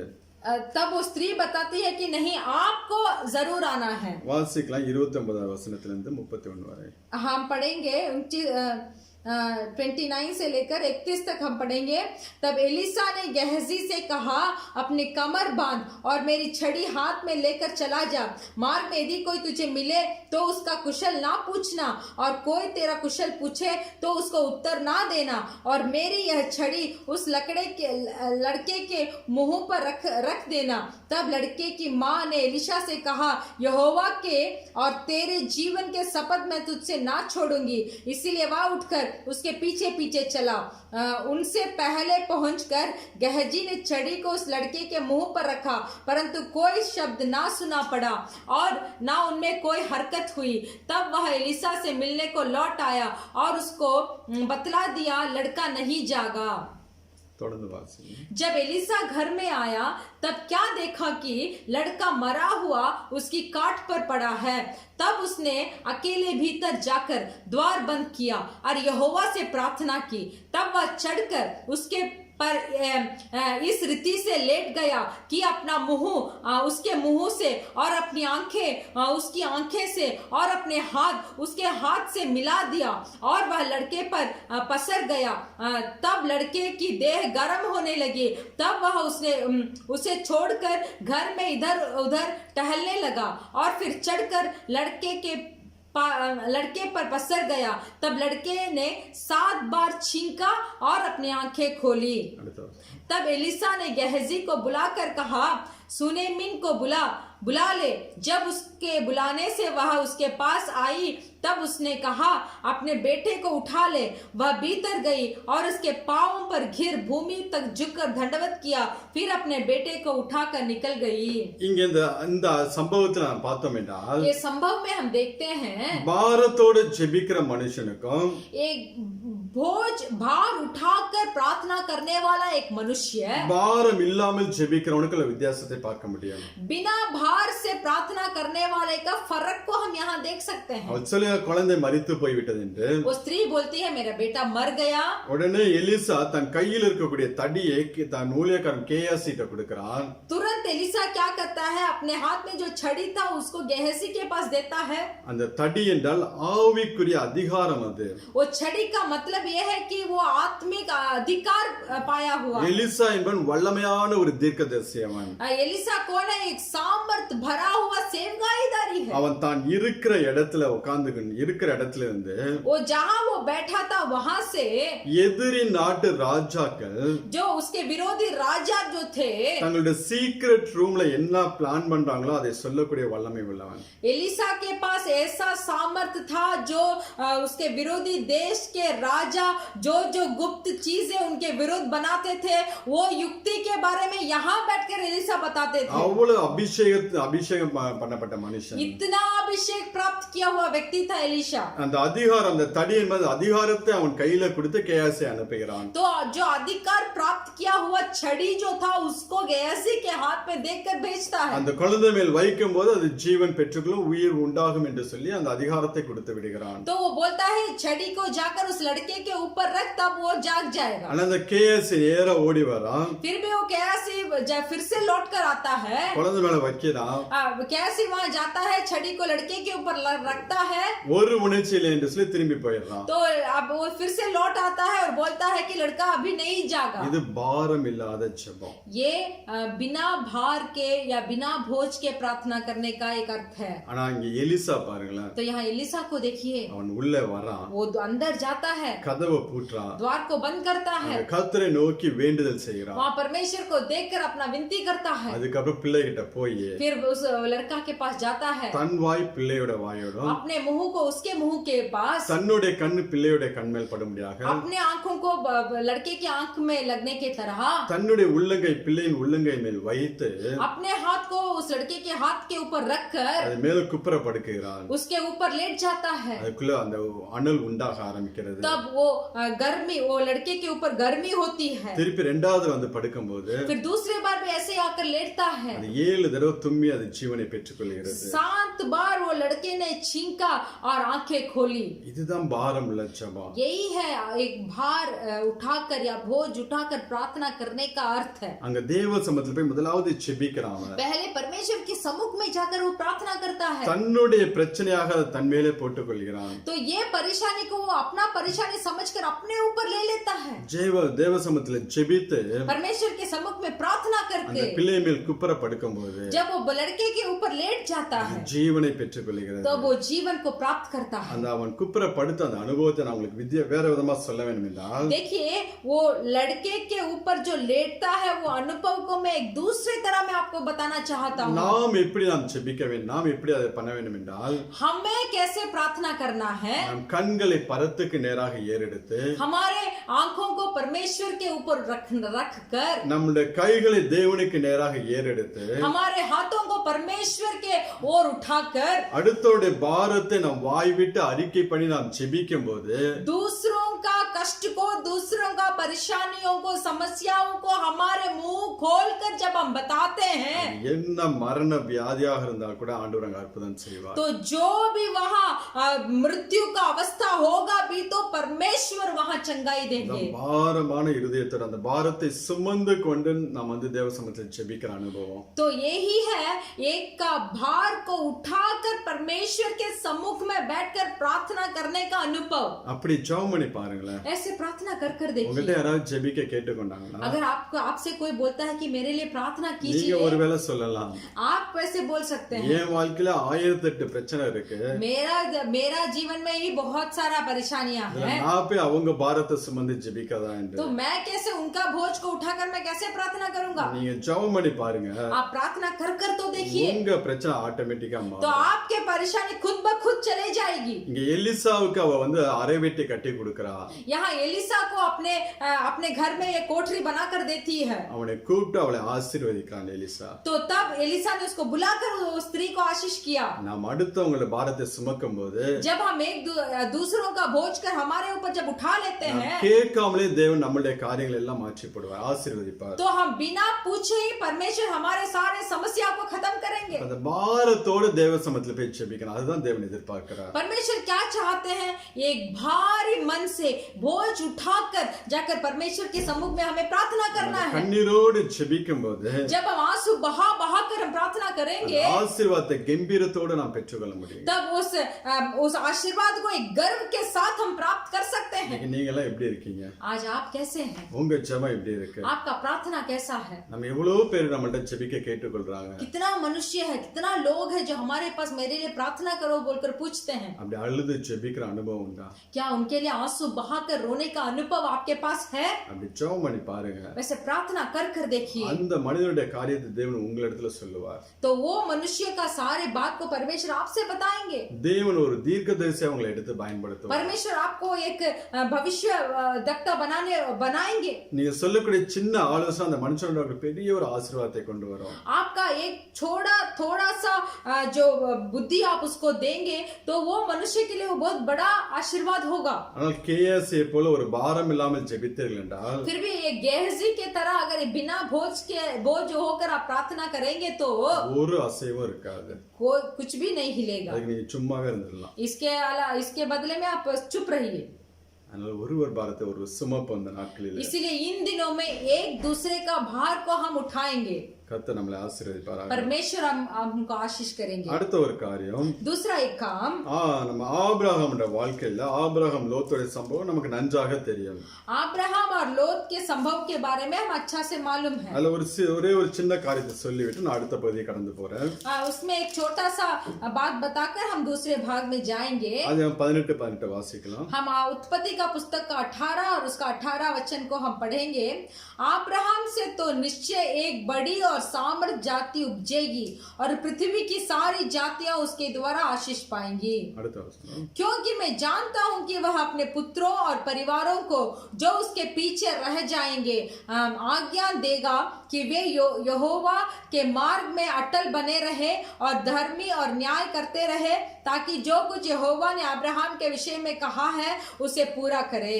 நான் செய்ய போகிறதை ஆபிரகாமுக்கு மறைப்பேனா என்று சொல்லி அங்க ஆண்டவர் கேட்கிறார். यहोवा यहाँ पूछते हैं कि जो मैं अब्राहम के लिए करना चाहता हूँ मैं क्या उसको छिपा कर रखूंगा।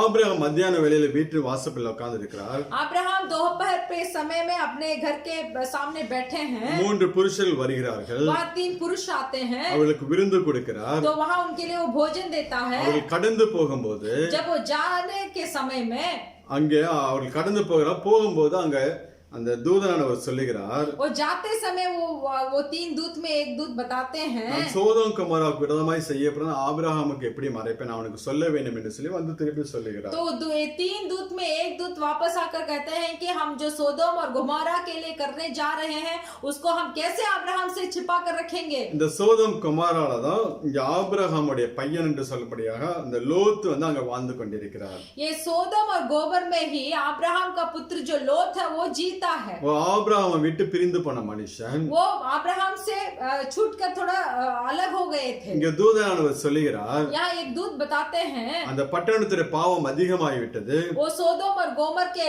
नगर में पाप बहुत बढ़ गया है, அழிக்கப் போகிறேன் என்று சொல்லுகிறார். तो मैं और हम लोग उसको नष्ट करने जा रहे அவர் हैं। சொல்லிவிட்டு அவர்கள் கடந்து போய்விட்டார்கள். ऐसे बोलकर वो वापस चले गए। ஆனாலும் ஆபிரகாம் பின்னும் அங்க நின்று அவர்களுக்காக ஜெபிக்கிறவனாக இருக்கிறார். तो फिर भी अब्राहम क्या करते हैं वहीं रहकर वो उनके लिए वो प्रार्थना करते हैं। நம்மள வந்து என்ன சொல்லிருப்போம், हम रहेंगे तो क्या बोले होंगे। நம்மளை விட்டு அவன் உலகத்தை நோக்கி போனவன், ये लोथ जो थे हमें छोड़कर वो संसारिक चीजें के लिए वो चला गया। ஆசீர்வாதத்தை நோக்கி போன மனுஷன் वो आशीर्वाद को देखकर वो हमें छोड़कर चले गया। தேவனே உம்முடைய சித்தம் போல் செய்யும் என்று சொல்லி அனுப்பிச்சார். तो परमेश्वर आपका सिद्ध उस पे जो है उसको कीजिए। ஆனால் இங்க ஆபிரகாம் பின்னும் தேவ சமூகத்துல நின்னு फिर भी अब्राहम ने क्या किया, वो परमेश्वर के सम्मुख में खड़ा होकर அந்த லோத்தோட பிரச்சனை தன் மேல போட்டுக்கொண்டு वो लोथ का जो परेशानियां थी उसको अपने ऊपर उठाकर பரிந்து பேசி ஜெபித்துக் கொண்டிருக்கிறார். तो वो लोथ के लिए बात कर वो प्रार्थना करने लगा। அதன் நிமித்தம் அந்த லோத்தும் குடும்பமும் காப்பாற்றப்படுகிறது. तो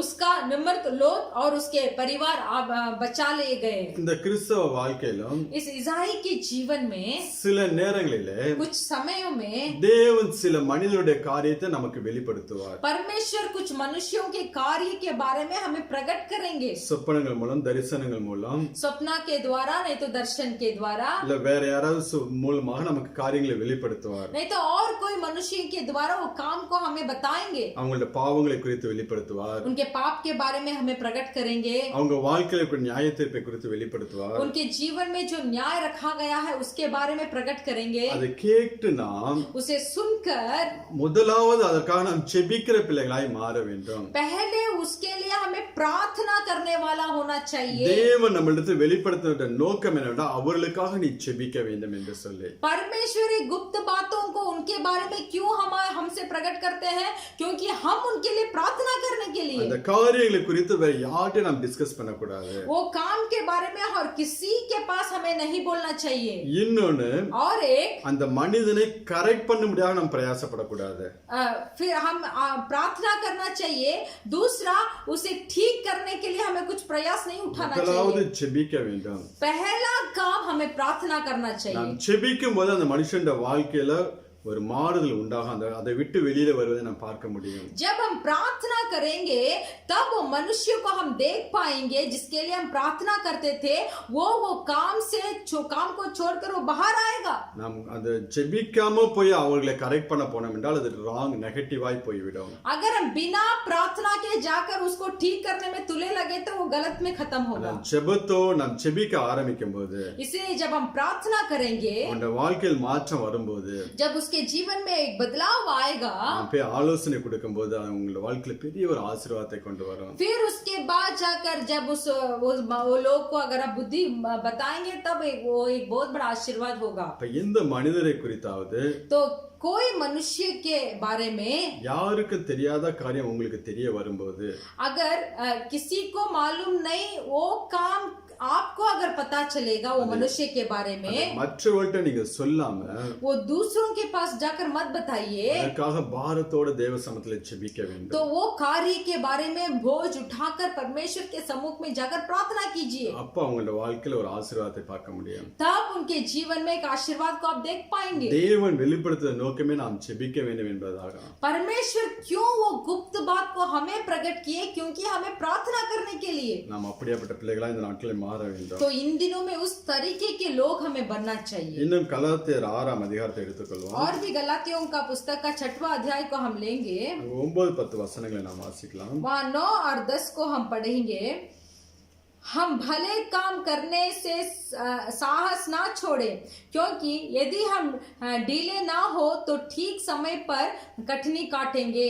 ஹalleluya. हालेलुया। நன்மை செய்கிறது சோர்ந்து போகாமல் இருப்போமாக. हम भले काम करने से साहस ना छोड़े, நாம் தளர்ந்து போகாமல் क्योंकि यदि हम ढीले ना हो இருந்தால் तो ஏற்ற காலத்தில் அறுப்போம் என்று சொல்லுகிறார். ठीक समय पर कटनी काटेंगे। யாருக்காவது நம்மளுடைய பண உதவி தேவைப்பட்டால், अगर किसी को हमारा पैसा का जरूरत होगा तो, இல்ல நம்முடைய சரீரத்துல சில உதவி அவங்களுக்கு தேவைப்பட்டால், नहीं तो हम ऐसे ही उन्हें कुछ मदद कर पा सकते हैं, तो அதை செய்கிற பிள்ளைகளாக இருக்க வேண்டும். तो तुरंत हमें उसे करना चाहिए। அப்படி செய்யும்போது तो वैसे करते समय ஏற்ற காலத்துல அந்த ஆசீர்வாதத்தை நாம் பெற்றுக்கொள்வோமா. तो सही समय पर वो कटनी को हम काटेंगे। ஏன் நாம் ஆசீர்வதிக்கப்படுகிறோம் என்றால், क्यों हम आशीर्वाद प्राप्त किए हैं? இப்படி நீ செய்ய வேண்டும் என்று சொல்கிறது ஆண்டவராய் இயேசு கிறிஸ்து. तो ऐसा तू करना है बोलकर हमें बोलने वाले ही परमेश्वर ही है। அவருடைய வார்த்தைக்கு நாம் கீழ்ப்படியும் போது जब परमेश्वर के बात को हम आज्ञा मानते हैं அவருடைய இருதயம் சந்தோஷமாகும். तो परमेश्वर का हृदय बहुत खुश हो जाता है। என் பிள்ளை நான் சொல்றதெல்லாம் கேட்கறான், मेरे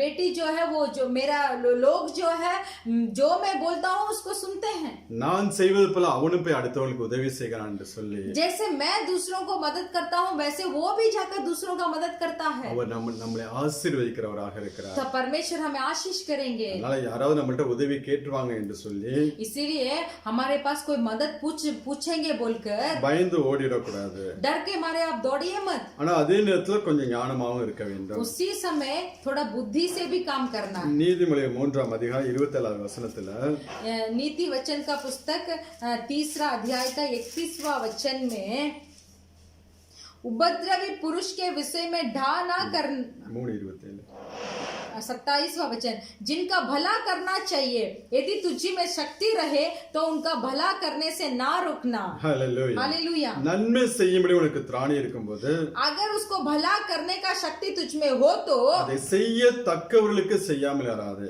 तो उनका भला करने से ना रोकना। அதாவது சில மனிதர்கள் தங்கள் ஆடம்பர வாழ்க்கைக்கு ஏதாவது ஒரு உதவி கேட்டாங்கன்னா அதுக்கு கொடுக்கவே கூடாது.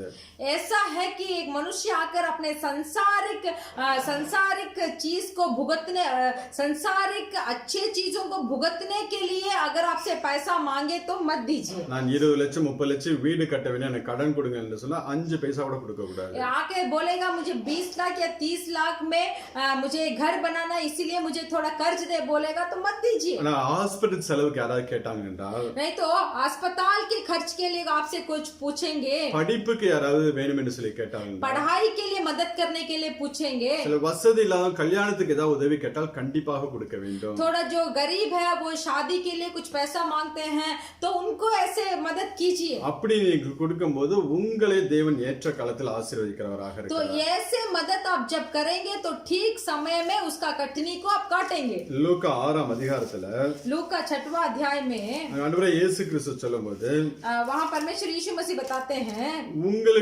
உங்களுக்கு திருப்பி யாரு செய்யாமல் இருப்பார்களோ அவங்களுக்கு உதவி செய்யுங்க. ऐसे बताते हैं कि जो मदद पैसा का मदद आप जो करते हैं वो ऐसा देख लीजिए कि वो वापस आपको ना दे, ऐसे लोग जो है उन्हीं को उधार दीजिए। அப்படி செய்வதா உங்களுக்கு ஆசீர்வாதமா இருக்கும் என்று சொல்லுகிறார். तो वैसे जो आपको फिर से वो पैसा वापस नहीं देंगे ना तो उन्हीं को उधार देना चाहिए, तभी तभी परमेश्वर आपको आशीष करेंगे। லூக்கா 6:38 வாசிக்கலாம்.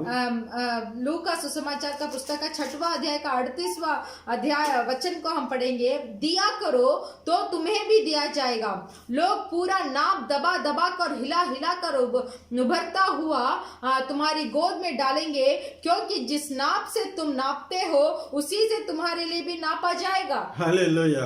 நீங்கள் கொடுக்கிற சுபாவம் உள்ள பிள்ளைகளா இருக்கும்போது जब आप देने का एक मनुष्य होंगे, தேவன் உங்களுக்கு அமுக்கி குலுங்கி சரிந்து விழும்படியா தேவன் உங்களை ஆசீர்வதிப்பார். तब परमेश्वर आपको दबाकर और हिला हिला कर और उभरता हुआ आपके गोद को भरेंगे। அது மட்டும் அவர் சொல்லுகிறார், फिर बोलते हैं, எந்த அளவினால் அளக்கிறீர்களோ, फिर कहते हैं कि जिस तुम्हारे लिए क्योंकि जिस नाप से तुम नापते हो அந்த அளவினால் உங்களுக்கு அளக்கப்படும் என்று சொல்லுகிறார். उसी से तुम्हारे लिए भी नापा जाएगा। நீ அடுத்தவங்களுக்கு உதவி செய்ய உன் கையை நீ மறைத்துக் கொண்டாய் என்றால், अगर दूसरों को मदद करने के लिए अपने आप का हाथ को अगर आप छिपा लेंगे तो உனக்கு உதவி செய்யும்படி தேவன் தன்னுடைய கையை மறைத்துக் கொள்வார். तो आपको मदद करने के लिए परमेश्वर भी अपने हाथ को छिपा लेंगे। நீங்க எப்படி செய்வீங்களோ அப்படிதான் தேவன் உங்களுக்கு செய்கிறவராக இருப்பார். तो आप जैसे करेंगे वैसे ही परमेश्वर आपको भी करेंगे। நீங்க அடுத்த ஒரு பாரத்தை சுமக்க நீங்க ரெடியா இல்லைன்னா, अगर दूसरों का बोझ को उठाने के लिए आप तैयारी नहीं रहेंगे உங்க பாரத்தை நீங்களே சுமக்கிற மாதிரி ஆகிவிடும். तो आपका बोझ खुद आपको ही उठाना पड़ेगा, உங்களுக்கு யாரும் வர மாட்டாங்க. आपको कोई नहीं आएगा। அதனால முடிந்த அளவு உதவி செய்யுங்க. इसीलिए जितना तक हो दूसरों का मदद कीजिए। அங்க யாவருக்கும் விசேஷமாய் விசுவாச குடும்பத்தாருக்கு உதவி செய்யுங்கள் என்று சொல்லி அப்போஸ்தலன் பவுல் சொல்லுகிறார். तो यहाँ प्रेरित पौलुस बताते हैं कि विश्वासी लोगों को मदद कीजिए। இல்ல எல்லாருக்கும் நம்ம கணக்கே கிடையாது. तो हमें कोई गिनती नहीं है, हम सबको मदद कर सकते हैं। எல்லாருக்கும் நம்ம இயேசுவின் நாமத்துல உதவி செய்கிற பிள்ளைகளாக இருக்க வேண்டும். सबको हम यीशु के नाम के द्वारा हमें मदद करना चाहिए। அந்த இருதயத்தை பார்த்து ஆண்டவர் ஆசீர்வதி. நீங்க எவ்வளவு கொடுக்கறீங்கிறது முக்கியம் கிடையாது. आप कितना देते हैं बोलकर वो मुख्य नहीं है। உன் கையில இருக்கிறத நீ எடுத்து கொடுக்கும்போது கர்த்தர் அதை பார்த்து ஆசீர்வதிப்பார். आपके हाथ में जो है उसको लेकर जब आप देते समय परमेश्वर आपका आशीष करेंगे। யோபுடைய வாழ்க்கையை பார்த்தோம்னா, अय्यूब के जीवन में अगर आप देखेंगे அவனுடைய அனுபவத்தை பாருங்களேன். 29ஆம் அதிகாரம் उसका अनुभव को देखिए, उसका 29 अध्याय 13, 14, 15 वचनங்களை வாசிக்கலாம். 13, 14 और 15 हम पढ़ेंगे। जो नष्ट होने पर था, 12 से पढ़ेंगे। क्योंकि मैं दुहाई देने वाले दिन जन को और असहाय अनाथ को भी छुड़ाता था। जो नष्ट होने पर था मुझे आशीर्वाद देता था, और मेरे कारण विधवा आनंद के मारे गाती थी। मैं धर्म के पहने रहा और वह मुझे ढांके रहा। मेरा न्याय का काम मेरे लिए भागे और सुंदर पगड़ी का काम देता था। मैं अंधों के लिए आंखें और लगड़ों के लिए पांव ठहरता था। दरिद्र लोगों का मैं पिता ठहरता था, और जो मेरी पहचान का ना था उसके मुकदमे का हाल मैं पूछताछ करके जान लेता था। ஹல்லேலூயா. हालेलुया। யோபு பாருங்க அடுத்தோட பாரத்தை எப்படி சுமக்கிறவனாக. यहाँ इस अध्याय में देखिए अय्यूब दूसरों का बोझ को कैसे अपने ऊपर उठा लेते हैं। கெட்டு போக இருந்தவனுடைய ஆசீர்வாதம் என்மேல் வந்தது என்று சொல்லி சொல்லுகிறார். 13 13वां वचन में, जो नष्ट होने पर था मुझे आशीर्वाद देता था, और मेरे कारण विधवा आनंद के मारे गाती थी। கெட்டு போகிற ஆசீர்வாதம் என்றால் नष्ट होने वाला का आशीर्वाद ये है, அவன் வாழ்க்கையில் இருக்கக்கூடிய கடன் பிரச்சனைகள், उसका जिंदगी में जो कर्ज का परेशानी है, அவன்கிட்ட என்னென்ன குறைவுகள் இருந்துச்சோ उसके पास जितना कमियां थी அதையெல்லாம் அவன் எடுத்துக்கொண்டு அவனை ஆசீர்வதிக்கிறவனாக மாறினான். उसको सब अपने ऊपर उठाकर उसे आशीर्वाद करता है। 5ஆம் வசனத்துல சொல்கிறார், 15वां वचन को देखिए। குருடனுக்கு கண்ணும் मैं अंधों के लिए आंखें சப்பானிக்கு காலுமாய் இருந்தேன், और लंगड़ों के लिए पांव ठहरता था। நான் எளியவர்களுக்கு தகப்பனாய் இருந்தேன் என்று சொல்லி दरिद्र लोगों का मैं पिता ठहरता था। இதுதாங்க ஒருவர் பாரத்தை ஒருவர் சுமக்கிறது. इसका मतलब यही है कि एक दूसरे का भार को उठाना। யோபு இரட்டத்தனையான ஒரு ஆசீர்வாதத்தை பெற்றுக்கொண்டான் என்றால், अय्यूब दुगना आशीर्वाद को प्राप्त किया, इसका मतलब है இதெல்லாம் அவன் அந்த ஆசீர்வாதத்துக்கு ஒரு என்ன சொல்றது ஃபவுண்டேஷன் இதெல்லாம். तो ये सब एक आशीर्वाद का शुरुआत था, ये सब काम उन्होंने किया। தேவன் அவனை ஆசீர்வதிக்கும் போது परमेश्वर जब अय्यूब को आशीर्वाद करते हैं, தனக்கு மாத்திரம் அதை வைத்துக் கொள்ளாமல் वो सिर्फ वो आशीर्वाद को अपने पास नहीं रखा, அநேகருக்கு கொடுத்து உதவினான். बहुतों को देकर मदद किया। இன்னைக்கு நம்ம அப்படி பண்றோமா? क्या आज हम ऐसे करते हैं? தானம் தர்மம் பண்ணுகிற அனுபவம் நமக்கு இருக்கா? क्या दान और धर्म करने का अनुभव हमें है? உங்களால முடிஞ்சதை கொடுத்து உதவுங்க. आप में कितना हो सकता है उसको देखकर मदद कीजिए। அது ஆண்டவர் பார்த்து இன்னும் இன்னும் உங்களை ஆசீர்வதிக்கிறவராக இருக்கிறார். उसको परमेश्वर देखकर आपको और आशीष करेंगे। அடுத்ததாக दूसरा, கடைசியாக ஒரு சின்னதா சொல்லி நான் முடிக்கிறேன். आखिरी में एक छोटे बात को बताकर मैं खत्म करना चाहता हूँ। கணவன் மனைவி ஒருவருடைய பாரத்தை ஒருவர் சுமக்கிறவர்களாக மாற வேண்டும். पति और पत्नी एक दूसरे का बोझ को हमें उठाना चाहिए। கணவன் மனைவியுடைய பிரச்சனையும் पति पत्नी का परेशानियों को, மனைவி கணவனுடைய பிரச்சனையும் சுமக்கிறவர்களாக மாற வேண்டும். और पत्नी पति का परेशानी को उठाने वाली होना चाहिए। முடிந்த அளவுக்கு கணவன்மார்கள் மனைவிகளுக்கு உதவி செய்யறதுல தப்பே கிடையாது. ऐसा है कि ज्यादातर पति लोग पत्नी का मदद कर सकते हैं, அவங்களுக்கு வீட்டு வேலைகள் உதவி செய்யலாம், घर के कामों में उनका सहायता कर सकते हैं, அவங்களுக்கு கொஞ்சம் அப்படி ரெஸ்ட் கொடுக்கலாம். तो थोड़ा उन्हें बैठने के लिए आप समय दे सकते हैं। அங்க ஒரு ஈகோவே இருக்கக்கூடாது. நான் பெரியாள் நீ சின்னாங்கிற ஒரு ஈகோவே இல்லாமல் तो वहाँ ऐसा नहीं होना चाहिए कि यहाँ मैं बड़ा हूँ तू छोटी है, या तो मैं छोटा हूँ तू बड़ा है, ऐसे कोई बात उनके अंदर नहीं रहना चाहिए। ஒருவர் பாரத்தை ஒருவர் சுமக்க வேண்டும். एक दूसरे का बोझ को उठाना चाहिए। அதை குறித்து அப்போஸ்தலன் பவுல் சொல்லும்போது उसके बारे में प्रेरित पौलुस बताते हैं। எடுத்துக்கலாம் எபேசியர் 5ஆம் அதிகாரம் हम उठा लेंगे एफिसियोस के पुस्तक का 5वां अध्याय, 25ஆம் வசனத்தை வாசிக்கலாம். उसका 25वां वचन को हम पढ़ेंगे। हे पतियों, अपनी अपनी पत्नी से प्रेम रखो, जैसा मसीह ने भी कलीसिया से प्रेम करके अपने आप को उसके लिए दे दिया। 28-29 उसका 28 और 29 पढ़ेंगे। इस प्रकार उचित है कि पति अपनी अपनी पत्नी से अपनी देह के समान प्रेम रखे। जो अपनी पत्नी से प्रेम रखता है वह अपने आप से प्रेम रखता है, क्योंकि किसी ने कभी अपने शरीर से बैर नहीं रखा, वरन उसका पालन पोषण करता है, जैसा मसीह भी कलीसिया के साथ करता है। 33 வாசிங்க. और उसका 33 का वचन, पर तुम में से हर एक अपनी पत्नी से अपने समान प्रेम रखे, और पत्नी भी अपने पति का भय माने। இங்க அப்போஸ்தலன் பவுல் சொல்லுகிறது, यहाँ प्रेरित पौलुस बताते हैं கணவன்மார்கள் மனைவியில் அன்பு கூற வேண்டும், पति पत्नी से प्रेम रखना चाहिए, மனைவியும் புருஷனிடத்தில் பயபக்தியாய் இருக்க வேண்டும் என்று और சொல்றார். पत्नी भी अपने पति का भय मानना चाहिए। ஒருவர் பாரத்தை ஒருவர் சுமக்கிற பிள்ளைகளாக இருக்க வேண்டும். तो एक दूसरे का बोझ हमें उठाना चाहिए। நீங்க வீட்டுல சும்மா இருக்கிற நேரங்கள்ல आप घर पे ऐसे व्यर्थ जब बैठे हैं, மனைவிமார்களுக்கு உதவி செய்யறது தப்பே கிடையாது. आप पत्नी को मदद करना कुछ गलत काम नहीं है। அதனால இது ஈகோ நம்ம பிரிஸ்டேஜ் ப்ராப்ளம் இருக்கா? तो क्या अगर हम पत्नी को मदद करेंगे तो हमारा गर्व कम हो जाएगा क्या? அப்படிலாம் ஒண்ணுமே கிடையாது. वैसे सब कुछ नहीं। ஆண்டவர் பார்க்கும்போது ரெண்டு பேரும் ஒரே சரீரமா தான் பார்க்கிறார். परमेश्वर जब एक पति और पत्नी को देखते हैं, वो दो अलग तरीका से नहीं देखते हैं, उन्हें एक शरीर की तरह देखते हैं। உங்களுக்கு சான்ஸ் இருந்ததுன்னா अगर आपको मौका मिलेगा உதவி செய்யுங்க. तो मदद कीजिए। அதே போல நம்முடைய பெற்றோர்களுடைய பாரத்தை நாம் சுமந்து கொள்ள வேண்டும். उसी तरीका से हमारे माता पिता का बोझ को भी हमें उठाना चाहिए। நம்மளோட கூட பிறந்த சகோதர சகோதரிகளுடைய பாரத்தை நாம் சுமக்கிற பிள்ளைகளாய் மாற வேண்டும். हमारे भाई और बहन का बोझ को भी हमें उठाना चाहिए। அப்படி நாம் செய்யும்போது वैसे हम करते समय அவர்களும் ஆசீர்வதிக்கப்படுகிறார்கள். वो भी आशीर्वाद प्राप्त தேவன் करेंगे। நம்மளையும் ஆசீர்வதிக்கிறார். परमेश्वर हमें भी आशीर्वाद करेंगे। இது एलिसा सुनेमी அவங்க வாழ்க்கையில பார்த்தோம் என்றால் அந்த சம்பவத்தை பார்த்தோம் என்றால் ये जो संभव को हम देखे थे एलिसा और सुनेमिन स्त्री के बारे में, ரெண்டு பேருடைய வாழ்க்கையிலும் ஆசீர்வாதம் உண்டாகிறது. दो लोगों के जीवन में आशीर्वाद आता है। ஒருவர் பாரத்தை ஒருவர் சுமக்கும் போது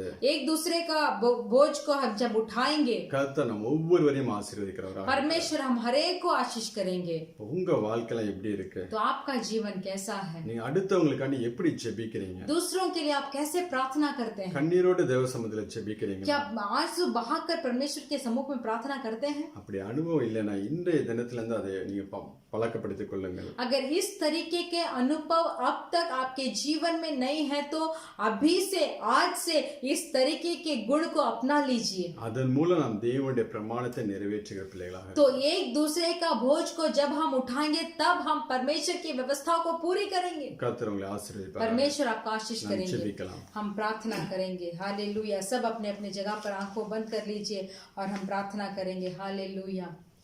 मेरे प्रभु की सहायता से निश्चय ही बनूंगा आशीषित मैं. मेरे प्रभु की सहायता से निश्चय ही बनूंगा आशीषित मैं. उसके वचन का पालन करूंगा, उसके मार्गों पर चलता रहूंगा. उसके वचन का पालन करूंगा, उसके मार्गों पर चलता रहूंगा. देशों में आशीषित रहूंगा मैं, कामों में आशीष पाता रहूंगा. मेरे घर में कोई घटी ना होगी, जरूरतें सारी पूरी होवेगी. मेरे घर में कोई घटी ना होगी, जरूरतें सारी पूरी होवेगी. मेरे प्रभु की सहायता से निश्चय ही बनूंगा आशीषित मैं. उसके वचन का पालन करूंगा, उसके मार्गों पर चलता रहूंगा. हालेलुया. मेरे प्रभु के सहायता से जब मैं एक दूसरे के भार को मैं अपनी बोझ समझकर उठाकर मैं प्रार्थना करता हूं, तब मैं परमेश्वर की व्यवस्था को मैं पूरा करता हूं. जब मैं परमेश्वर की व्यवस्था को मैं पूरा करता हूं, तब परमेश्वर मुझे इस देश में मुझे आशीर्वाद करते हैं. जब मैं परमेश्वर की व्यवस्था को मैं पूरा करता हूं, तब मैं मेरे नौकरी के जगह में मैं आशीर्वाद प्राप्त करता हूं. मेरे परिवार में कोई घटी नहीं होगी, सब पूरा होगा, सब पूरा होगा. गए हफ्ते हमने पास्टर जी ने हमें एक वचन को बताया था. अगर एक आशीर्वाद है तो वो आशीर्वाद के पहले वचन या तो उसके आशीर्वाद के वचन के दूसरा वचन ऊपर और नीचे में हमें एक व्यवस्था दिया जाएगा. जब उस व्यवस्था को हम पूरा करेंगे तभी हम आशीर्वाद को प्राप्त कर पाएंगे. जब एक दूसरे का बोझ को हम हमारे परेशानी समझकर, हमारे दिक्कत समझकर, हमारे समस्या को समझकर हम उनके लिए, जैसे हमें बताया गया, आज हमें सिखाया गया कि परमेश्वर के सम्मुख में उन परेशानियों के लिए मैं अपने आंखों को परमेश्वर के ऊपर उठाऊंगा. मैं अपने हाथों को परमेश्वर के ऊपर उठाकर अपने हृदय से, अपने मुंह से उन समस्याओं को भारी हृदय के साथ जब मैं परमेश्वर के साथ बताता हूं, तब परमेश्वर मेरे परेशानी को भी हटाते हैं और जिसके लिए मैं प्रार्थना करता हूं उसके परेशानियों को भी हटा देते हैं. हालेलुया. और मुझे कोई घटी नहीं होगी, मैं आशीर्वाद से रहूंगा. मेरे परिवार आशीर्वाद में रहेंगे, मेरे बच्चे लोग आशीर्वाद में रहेंगे. Hallelujah, hallelujah. कोई घटी नहीं. मेरे प्रिय परमेश्वर, इस अच्छे संदेश के लिए हम धन्यवाद देते हैं.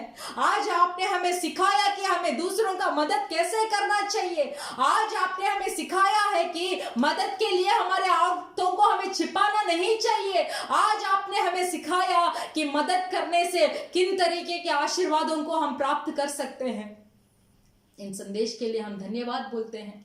ये संदेश को जो जो भाई और बहन आज सुने हैं परमेश्वर, चाहे वो एक हो या दो हो, फिर भी आपको व्यवस्था को पूरा करने में हमें तुले रहना चाहिए. इस संदेश के दिए हुए पास्टर को आप आशीष कीजिए और बहुतों को आप प्रयोग कीजिए. परिवार को आशीष कीजिए, कोई घटी ना हो वे परमेश्वर. हमारे अलखोर कलीसिया के परिवार को, बाल बच्चों को, भाई बहनों को आपके हाथों में समर्पण करते हैं. आज से उनके जीवन में एक बदलाव आए. ये संदेश को सुनने के बाद एक बड़ा बदलाव आए. घुटने टेक कर सब लोगों के लिए प्रार्थना करने में उनके मन को आप बदल दीजिए. धन्यवाद, धन्यवाद करते हैं. हमारा अलखोर कलीसिया जल्दी ही खोलने के लिए आए नया स्थल आप हमें दीजिए. धन्यवाद करते हैं हमारे अबू हमूर परिवार कलीसिया के परिवारों को, पास्टर लोगों को आपके हाथों में समर्पण करते हैं परमेश्वर। जल्दी ही जल्दी इस कोरोना महामारी से हमें छुटकारा देकर आप सब मिलकर इन अंतिम दिनों में आपके पांवों तले आकर आराधना करने के लिए फिर से हमें एक मौका देने के लिए हम मांगते हैं। आप वैसे ही करेंगे, हम विश्वास करते हैं। यीशु मसीह के नाम से मांगते हैं पिता, आमेन। கர்த்தராகிய இயேசு கிறிஸ்து கிருபையும் हमारे यीशु मसीह का कृपा பிதாவாகிய தேவனுடைய அன்பும் और पिता परमेश्वर का प्रेम பரிசுத்த ஆவியானவருடைய அந்யோன்ய ஐக்கியம் और पवित्र आत्मा का सौभाग्यता இன்றும் என்றும் நம் அனைவரோடு கூட இருப்பதாக। आज और हर पल हमारे साथ होते रहे, ஆமென் आमेन। हालेलुया हालेलुया हालेलुया हालेलुया जय मसीह जय मसीह। Praise Lord.